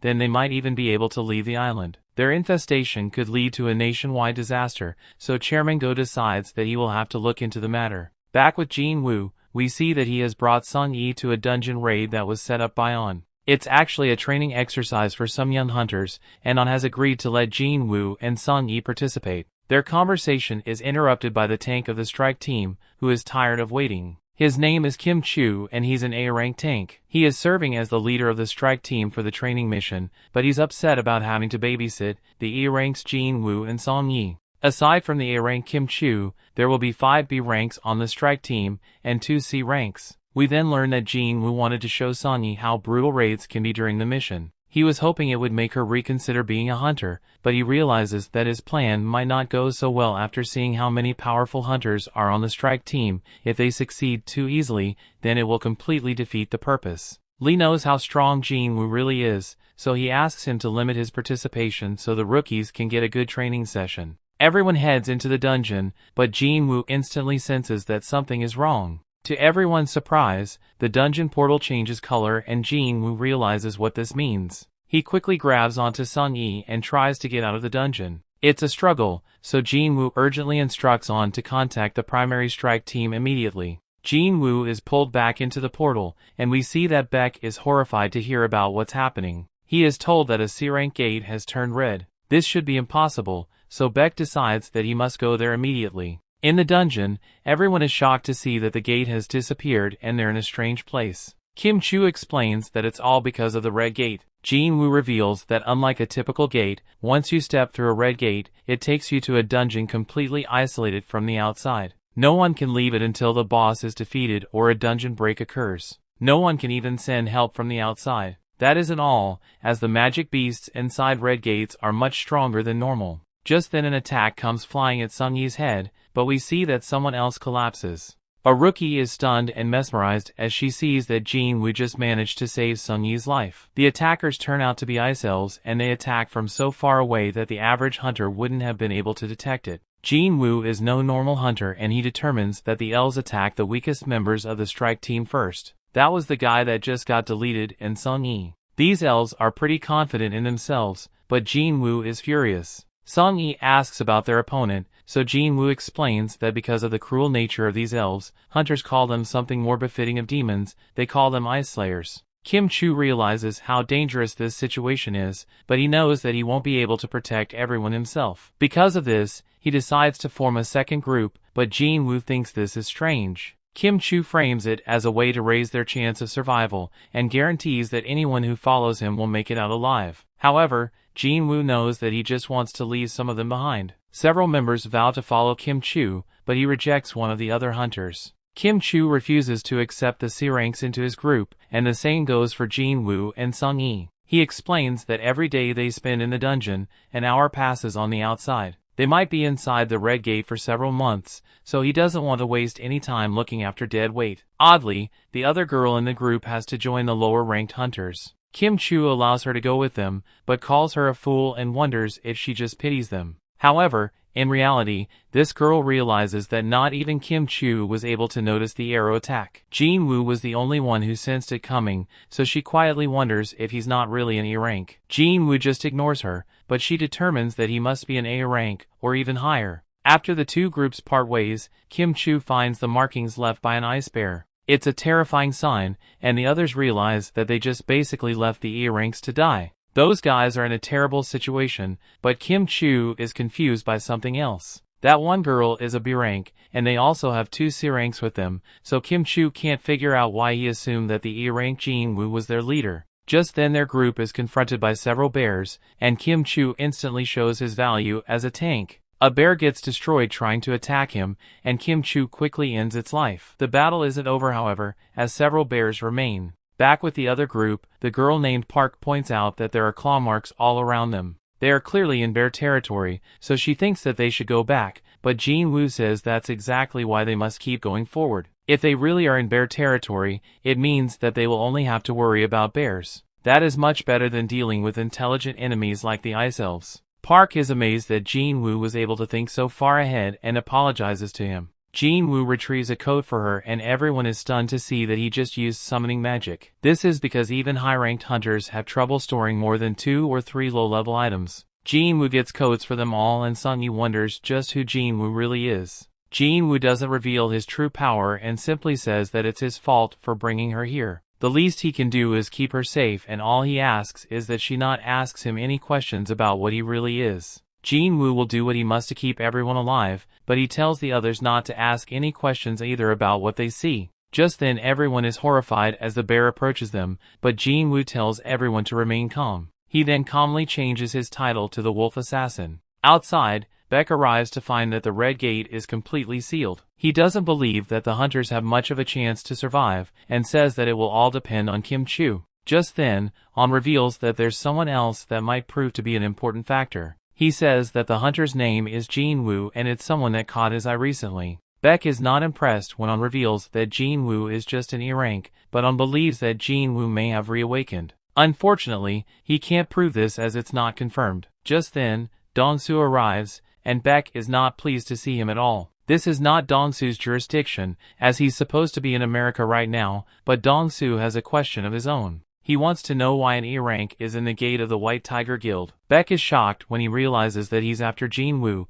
and Dong-soo is annoyed to have come all this way just for his target to be stuck in some gate. Dong-soo assumes that Jin-Woo will just lose his life in the Red Gate, but Woo thinks that the E-rank is lucky. Being stuck in the Red Gate means that not even the powerful Dong-soo can do anything to him. The only question is if Jin-Woo can somehow manage to survive the dangers of the Red Gate. Inside, all the hunters are stunned as Jin-Woo stands victorious over a sea of defeated bears. Park can't help but break Jin-Woo's only rule, as she wonders just how powerful Jin-Woo really is. That night, the group feasts on the bear meat. They haven't been getting attacked as much, so Sung-yi wonders if Jin-Woo already defeated most of the bears. Park points out that there can still be a lot of them left in the bear den, so they must remain cautious. The girls are shocked, however, that even after all that fighting Jin-Woo has gone out to do more training. Park calls him a very strange man and Sung-yi kind of agrees with her. Nearby, we see that Jin-Woo has actually gone straight to the bear's den. Jin-Woo is as serious as ever as he calls in his army to come out. Several undead soldiers are summoned, and Jin-Woo explains that this will be their first job. He sends them after the bears, and an all-out battle breaks out. The bears prove to be worthy adversaries, but Jin-Woo's army has plenty of firepower. Even when the bears manage to take down some soldiers, they just regenerate as they are undead. Artillery with high firepower, infantry that can regenerate quickly, they are completely outperforming Jin-Woo's expectations. However, they do drain a ton of his energy. Just then, the leader of the pack reveals itself. It shows just how powerful it is as it easily takes on several soldiers and Jin-Woo's mana is completely depleted. His shadow soldiers were wiped out instantly, and Jin-Woo doesn't have the mana to resummon them. Because of this, Jin-Woo sends out the shadow version of Igris, the red armored knight. The bear quickly attacks, but it's no match for Igris's fighting prowess. Igris absolutely wrecks the powerful beast and brings it to its knees. He ends the fight by cutting the monster's head off, and Jin-Woo acknowledges how powerful his companion is. He is sure that if Igris was fighting with his sword the entire time during their battle, then Igris would have ended his life. He realizes that it's only at his current level that he's on equal footing with Igris. Jin-Woo quickly corrects himself, however, as he thinks that he might still be weaker than him. Igris kneels before his master, and Jin-Woo praises his loyal soldier. Elsewhere, we find that Kim Chu is struggling to breathe. The other members of his party have been eliminated, but Kim Chu vows to accomplish his goal of joining the elite of the White Tiger Guild. He's horrified to see the position he is in now as the Ice Elves have surrounded him, and they finish off the last of his group. Kim Chu succumbs to fear and runs for his life, as he is watched by the leader of the elves. The story continues. We see Jin-Woo stands victorious over the Death Bears, and shows his immense power as a necromancer when he tells them to rise. Shadow bears emerge from the corpses, and Jin-Woo adds to his shadow army. Outside the portal, On explains that the strike force has been stuck for 3 hours, but on the inside it would be around 3 days. Red gates are very dangerous, so Dong-soo determines that Jin-Woo must already be a goner, and he prepares to leave. Dong-soo stops himself, however, as he demands to know why Jin-Woo is hanging around with the White Tiger Guild. On simply explains that Jin-Woo is an acquaintance of his, and he wanted to watch his rank mission. On is relieved when this seems to be a good enough answer, but Dong-soo shocks everyone as he begins to choke On. Dong-soo isn't gullible, and he knows that On has a knack for sniffing out new talent. Just then, we see that Beck has gotten very serious, as he has transformed, and he tells Dong-soo to stop. This only infuriates Dong-soo, as he says Beck is just a big fish in a small pond. The two men release some of their power, terrifying On because an S-rank battle would break out if these guys aren't stopped. The entire area could end up completely destroyed, but the guys are furious, and they attack each other anyway. Back inside the portal, Kim Chu's relieved to have gotten away from the elves. His relief turns to shock, however, as he comes across the corpses of the powerful death bears. It's a horrifying sight, and he wonders if the E-ranks he left behind are responsible. As he trembles in fear, he realizes that Jin-Woo and the others weren't strong enough to do this. Kim-Chu fears that the Ice Slayers could be behind it, so he runs back into the forest. Back outside, Dong-Soo is impressed as he sees that Mr. Woo is somehow powerful enough to stop an S-rank fight. The humble Woo says that the only reason his arms are still intact is because the two hunters held back at the last second. Woo explains to Dong-Soo that he re-evaluated Jin-Woo 2 months ago, and he is certain that the kid is really just an E-rank. Furthermore, the surveillance team has investigated the death of Dong-Soo's brother, and they determined that he was eliminated by a magic beast. Dong-Soo knows that this is just a story for the public, and he determines that if the killer isn't Jin-Woo, then it must be the other guy, the rich kid named Yu. Woo wants to know why he's after Jin-Woo if that's the case, but Dong-Soo's answer is simple: Jin-Woo is an accomplice. Just then, Dong-Soo gets called away and he says that Jin-Woo is lucky. On thinks about how no one understands Jin-Woo's power the way he does, and he is sure that Jin-Woo will survive the Red Gate. Back inside, the other members of Jin-Woo's group sit by a fire, but we see that Kim-Chu has found them. He is furious to see that weaklings like them have somehow managed to survive. Not only that, they are also thriving with weather gear, blankets, and food. Kim-Chu angrily confronts them and reveals that his group died because they didn't have any gear. He has lost his mind, as he demands to know who is hiding all the equipment, as he blames them for his dead teammates. He comes to the realization that Park must have known all along, and that was why she wanted to join the weak group. Kim-Chu demands that the one behind it all confess, as he counts down from 3, or else he will eliminate them all. Kim-Chu finishes his countdown without anyone confessing, but he already knows who's behind it. He screams Jin-Woo's name as he goes to eliminate everyone, but Jin-Woo appears out of nowhere to absolutely destroy him. Everyone is shocked to see their leader, and Jin-Woo can't believe that Kim-Chu is blaming others for his party's failure. That wasn't his only mistake, as Jin-Woo detects that Kim-Chu dragged in even more trouble. Jin-Woo tells the lurkers that their aura is way too strong to not notice, and instructs them to drop their stealth. The Ice Elves oblige and reveal themselves, and their leader's surprised to see that one of the human scums is actually strong. Jin-Woo fires back with a response, but everyone is stunned to see that he can speak the language of the magic beast. Jin-Woo is surprised as well, but he determines that his cheat system is to thank for it. The elven leader then explains why they are here. One of his men could tell how powerful Jin-Woo was when he stopped the arrow, and he wants to fight him. Before the leader can even finish his sentence, however, Jin-Woo chops off the head of the challenger. The leader is very amused, but Jin-Woo isn't, and he just goes right in to attack the leader. The leader defends himself well, and Jin-Woo can tell that he won't go down easy. The leader's amusement continues, as he says that Jin-Woo is not human, and he wonders why he's pretending to be. Jin-Woo has no clue what he's rambling on about, so the leader laughs as it means Jin-Woo is unaware. He reveals that elves have a voice in their head that tells them to kill humans.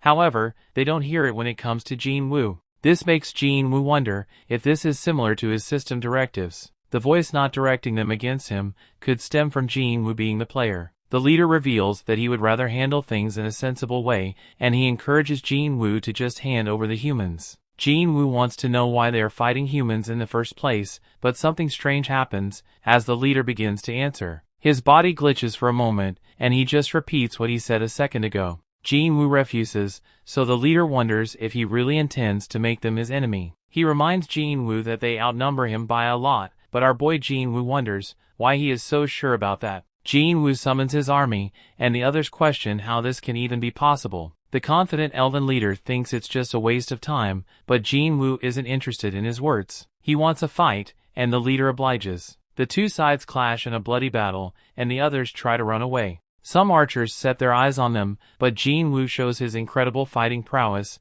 as he deletes them. Unfortunately, he can now also see why the leader was so confident, as the elves are doing major damage. Jin-Woo's army is immortal, but the regeneration costs magic power. Jin-Woo has a lot of it, but it will run out eventually. On top of that, Jin-Woo has determined that the leader is clearly stronger than him. The leader attacks Jin-Woo directly, and Jin-Woo realizes that even if he fought alongside Igris, the leader would still be really tough. All odds are against him, and regular soldiers aren't going to cut it, so Jin-Woo determines that he needs a stronger fighting force. The leader introduces himself as Barca, and Jin-Woo gives his name as well. The two warriors then charge at each other, and Barca shows some dominance. He is surprised, however, when Jin-Woo teleports his blade to his other hand. The two narrowly avoid each other's attacks, but Jin-Woo eventually gets pushed back. Barca hasn't enjoyed a fight like this in ages, but Jin-Woo has even more for him to enjoy. Jin-Woo lets out a smile, and Barca is stunned as a giant meteor crashes down on him. Nearby, Kim Chu regains consciousness, and just barely remembers getting wrecked. He once again curses Jin-Woo, and takes hold of his sword. Jin-Woo managed to buy some time with his magic soldiers, but Barca is not impressed, and goes in for another attack. Just then, Jin-Woo notices that Kim Chu is coming from behind. He actually predicted this would happen, so with Barca quickly approaching, Jin-Woo has Igris create a smoke screen. While hidden, Jin-Woo has Igris and Kim Chu's life. Kim Chu is stunned to realize that Jin-Woo knew all this would happen, and he was just being manipulated. With Kim Chu now dead, Jin-Woo tells him to rise, and a blast of light emerges from his body. Barca is still charging in, and he tells Jin-Woo that hiding won't save him. He is stunned, however, when a new soldier appears to push him back. Jin-Woo names his newest member, Iron, and the soldier lets out a loud scream. Barca is prepared to take on any challenge, and from just a few seconds of battle, he can tell that Iron isn't very agile. Nearby, Sung-Yi wonders if this is what all hunter battles are like. The others tell her that nothing about what's happening right now is normal, and they have never seen anything like it before. Barca eventually feels like Iron isn't enough of a challenge for him, so he instructs Jin-Woo to join him along with his knight. Jin-Woo is happy to oblige him this time, and the 3-on-1 battle ensues. Barca shows his incredible might as he fends them all off, but he's quickly annoyed by Iron's loud scream. He decides that Iron will have to die first, but Iron is a serious tank. Barca's confidence only grows as he dodges Igris's attack, but he's stunned when Jin-Woo manages to stab him. Jin-Woo is still impressed by the elf, however, as he somehow managed to avoid a fatal blow even amidst all the chaos. Barca doesn't like to be underestimated, but Jin-Woo credits him for staying alive for so long. Jin-Woo commends his opponent, but wonders how the rest of his army is doing. Barca gasps as he remembers the other part of the battle, and he is horrified to see that Jin-Woo's shadow army has eliminated his entire clan.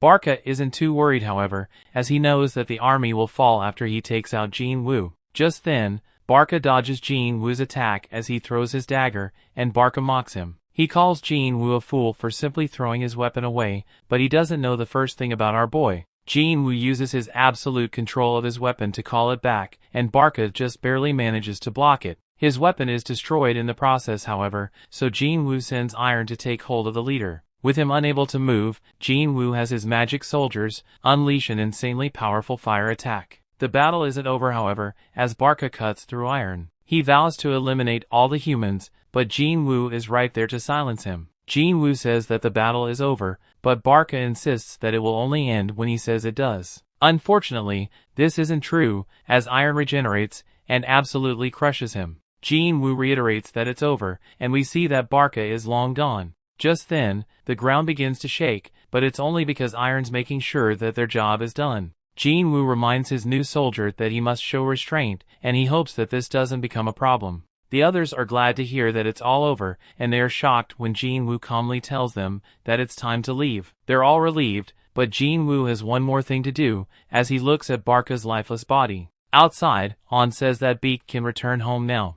A week has passed inside the portal, and he fears the worst. Beak refuses to leave, however, and they are both shocked when people start coming out of the portal. Beak is sure that it's Kim Chu, as he was certain that his guild member would be able to pull it off. Of course, he's surprised to see who actually comes out, and Han proves to be the correct one, as Jin-Woo emerges. The gate closes, so Beak can only wonder where Kim Chu is. He's horrified to learn that only the low-ranked hunters survived, and he wonders what exactly went on inside. Beak would like to question Jin-Woo, but Jin-Woo is exhausted and he tells Beak to save his questions for someone in its guild. Beak can't believe what he just heard, as he wasn't asking for a favor. It was an order, and at worst he was trying to make a threat. Beak gets even more serious, so he reminds Jin-Woo that 6 of his guild members have gone missing. It's his responsibility to find out what happened. Jin-Woo is not one to be intimidated, as he points out that he was the one that saved the 2 surviving members. This means that it's also Beak's responsibility to show him some gratitude.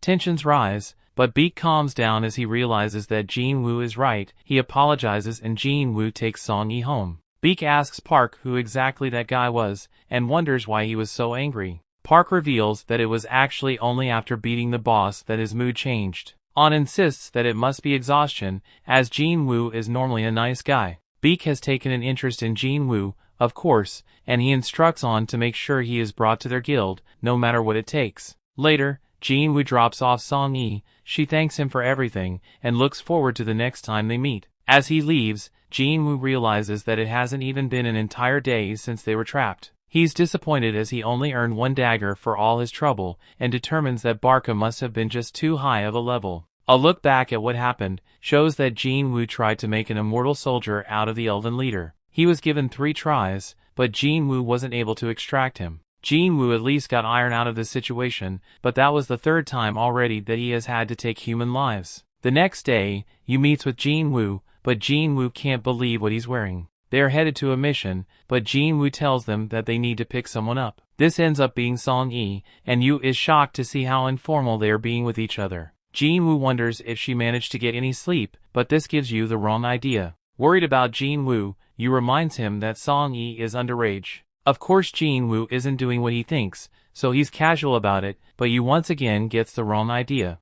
The story continues. We see Yo watch as in absolute amazement as Jin-Woo's soldiers take out a group of powerful beasts. Yo can't understand where they came from, and Jin-Woo remembers that Yo hasn't seen them yet. Jin-Woo reveals that they're a part of one of his skills, but Yo had no idea that this kind of immense power was even possible. With the battle over, Jin-Woo has his army start mining the area for crystals. Yo is pretty down as he can't compete with the army, and he pleads for Jin-Woo to at least let him have the essence stones. Jin-Woo isn't selfish though, and one of his soldiers offers to share. Elsewhere, we see that a man stands inside a destroyed ship. A soldier begs for his life, but the man tells him to calm down. It doesn't help much however, as they don't speak the same language, so the man uses a bit of English. He explains that he is human, and he just wants to go home. Back with our hero, he celebrates with Yo, as they just completed the 19 raids that was part of their deal. Yo must now pass the written exam at the association, so he can get a guildmaster's license. With that, he will be able to start negotiating with his father. As for Jin-Woo, he has decided to travel for a while. Yo assumes that he's trying to get away from him, but Jin-Woo points out that he's just drunk. Yo is actually just used to being pushed away, because he has a brother that is 10 years older than him and he has never liked Yo. They never even did anything brotherly together. Jin-Woo on the other hand, has done a ton to help him, so Yo wishes that he was his brother instead. Jin-Woo can tell how hurt Yo is, so he says that starting today he will consider Yo to be his little brother. Elsewhere, we see that the mysterious man has been restrained, and some investigators wonder where he came from. He claims to be a foreign hunter, who is trapped inside a gate 10 years ago, and he was unable to leave. At some point, he was able to find an exit that took him to a gate in America. The investigators are worried that he might be a humanoid magic beast, so they have requested the help of an S-rank hunter. That hunter is Dong-Soo. They are waiting for him to do the questioning, as the only thing they know is that this guy's name is Yi-Hwan. Later Jin-Woo informs his sister that he will be traveling for a week. She says that he's been pretty busy lately,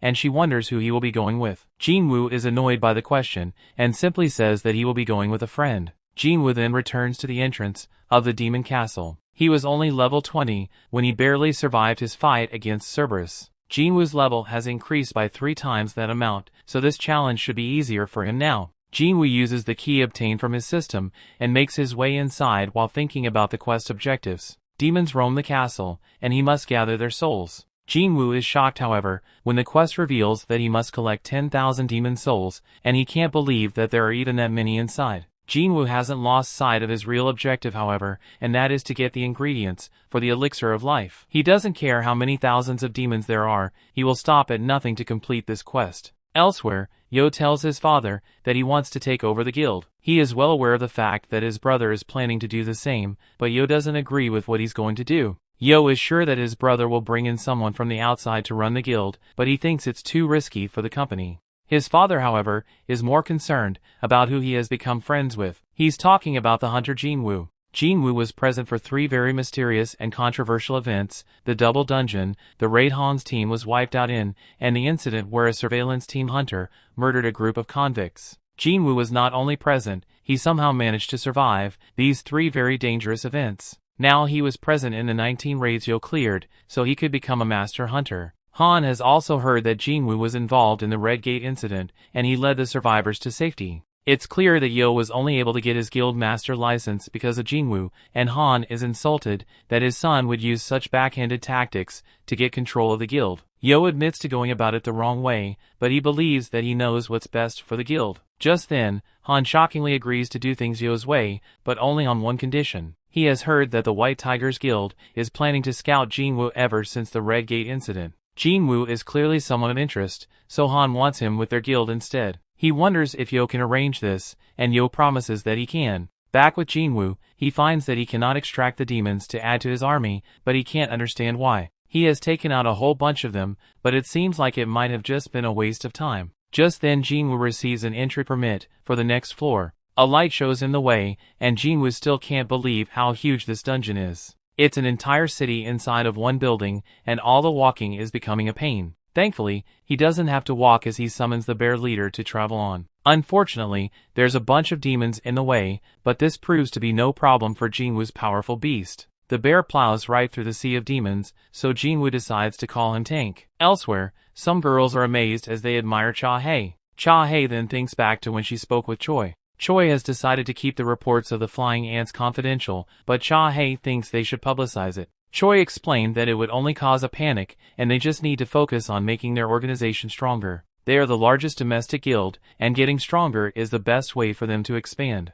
Back with Jin-Woo, he has taken out even more demons. He was afraid that this was an S-rank dungeon when he first received the key, but the demons he has been fighting seem to be around the upper end of B rank. There is a ton of them, and they keep getting stronger the higher up he goes. However, by only killing the demons he needs to pass each floor, Jin-Woo has been able to make some pretty easy progress. Jin-Woo predicts that there will be 100 floors in this castle, just like there was in the tower, so he wonders just how strong he will be when he reaches the top. As Jin-Woo reaches 4,000 souls collected, he reminds himself to keep track of his supplies. He also has to keep his promise to Gina of only being away for 1 week, so it's quickly becoming a race against time. Eventually, Jin-Woo reaches the 10,000 mark of souls collected, and he wonders how much further he can go. He encounters a group of powerful monsters, and its leader's name is in red, indicating that it's incredibly dangerous. It's called Vulcan, the boss-class leader of the lower floors. Elsewhere, we see that Han is looking for Jin-Woo, but Gina just told him that he's on a trip. There are no records of him doing a raid right now,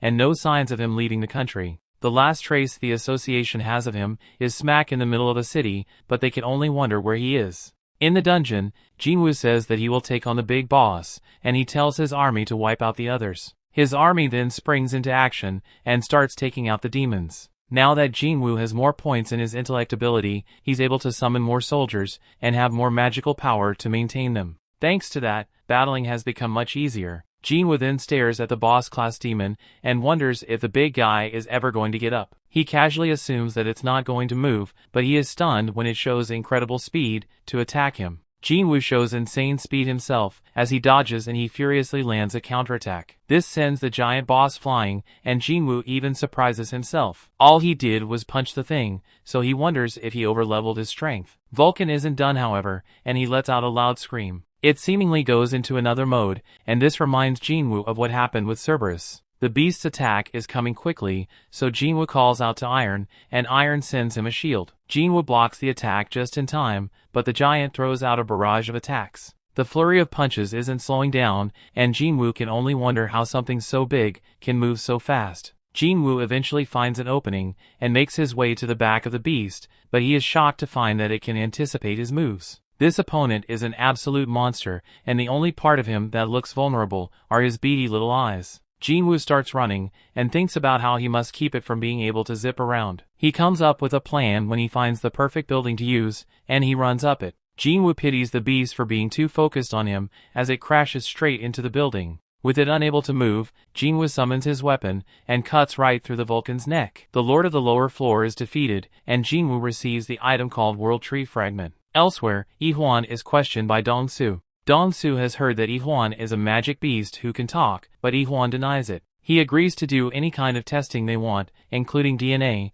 but Dong-Su doesn't want him to speak unless he asks him a question. Dong-soo is actually annoyed after having his fun ruined, and he has a look at Ip-1's paperwork. Ip-1 would like to ask him something, but Dong-soo tells him to quiet down. Ip-1 asks anyway, and wonders how much humanity has learned about gates and magic beasts. Dong-soo has no clue what he means, so Ip-1 explains that the dungeons, the gates, and the beasts are all just the tip of the iceberg. He warns that the power capable of bringing forth the ultimate catastrophe has awakened. Ip-1 can't see anymore, but reveals that his goal is to avert this catastrophe. Dong-soo has had enough of this nonsense, and reminds Ip-1 that there are millions of hunters around the world. If enough of them gather their power, they can stop any threat. Unfortunately, Ip-1 reveals, the numbers will not help against the threat he speaks of. They will be devoured and used against them. Dong-soo is done listening, and is more confused by how a magic beast somehow managed to have a wife and 2 kids. Dong-soo wonders what his son's name is, and Ip-1 reveals that his name is Jin-Woo.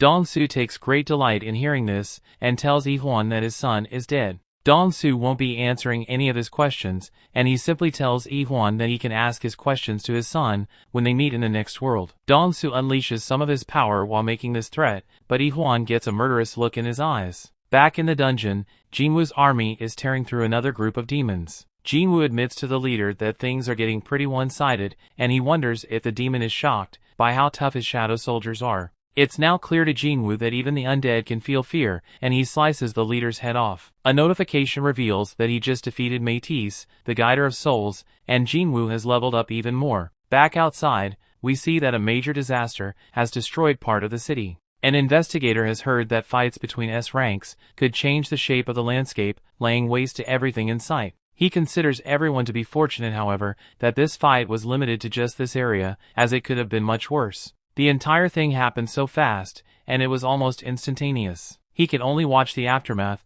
as Dong-soo was completely defeated, faster than the damage could even spread. Back in the dungeon, Jin-Woo has run out of food, which means that this is as far as he can go for now. He has gotten to floor 75, and there's most likely only 25 left. That's still a pretty long way to go, but the gains were worth it. He received a necklace from the skeleton he just defeated, and an earring from the beast on level 50. Alone they are very useful, but they also give a set bonus, which adds 5 points to all stats. There is one empty space in the set, which tells him that there's one more boss level beast to go. He also receives something called the Sphere of Avarice. It doesn't do anything for him, but it doesn't have to be him who uses it. In the hands of magic soldiers, it'll double their firepower. Finally, his latest reward was the ability to choose the cursed random loot box. Jin-Woo was worried that he would never get another chance at the box, but he's glad to receive a second key from it. Unfortunately, it doesn't come with any details, so he has no clue when or where to use it. That isn't important, however, as he reminds himself about the ingredients he is after. He got the World Tree Fragment from Vulcan,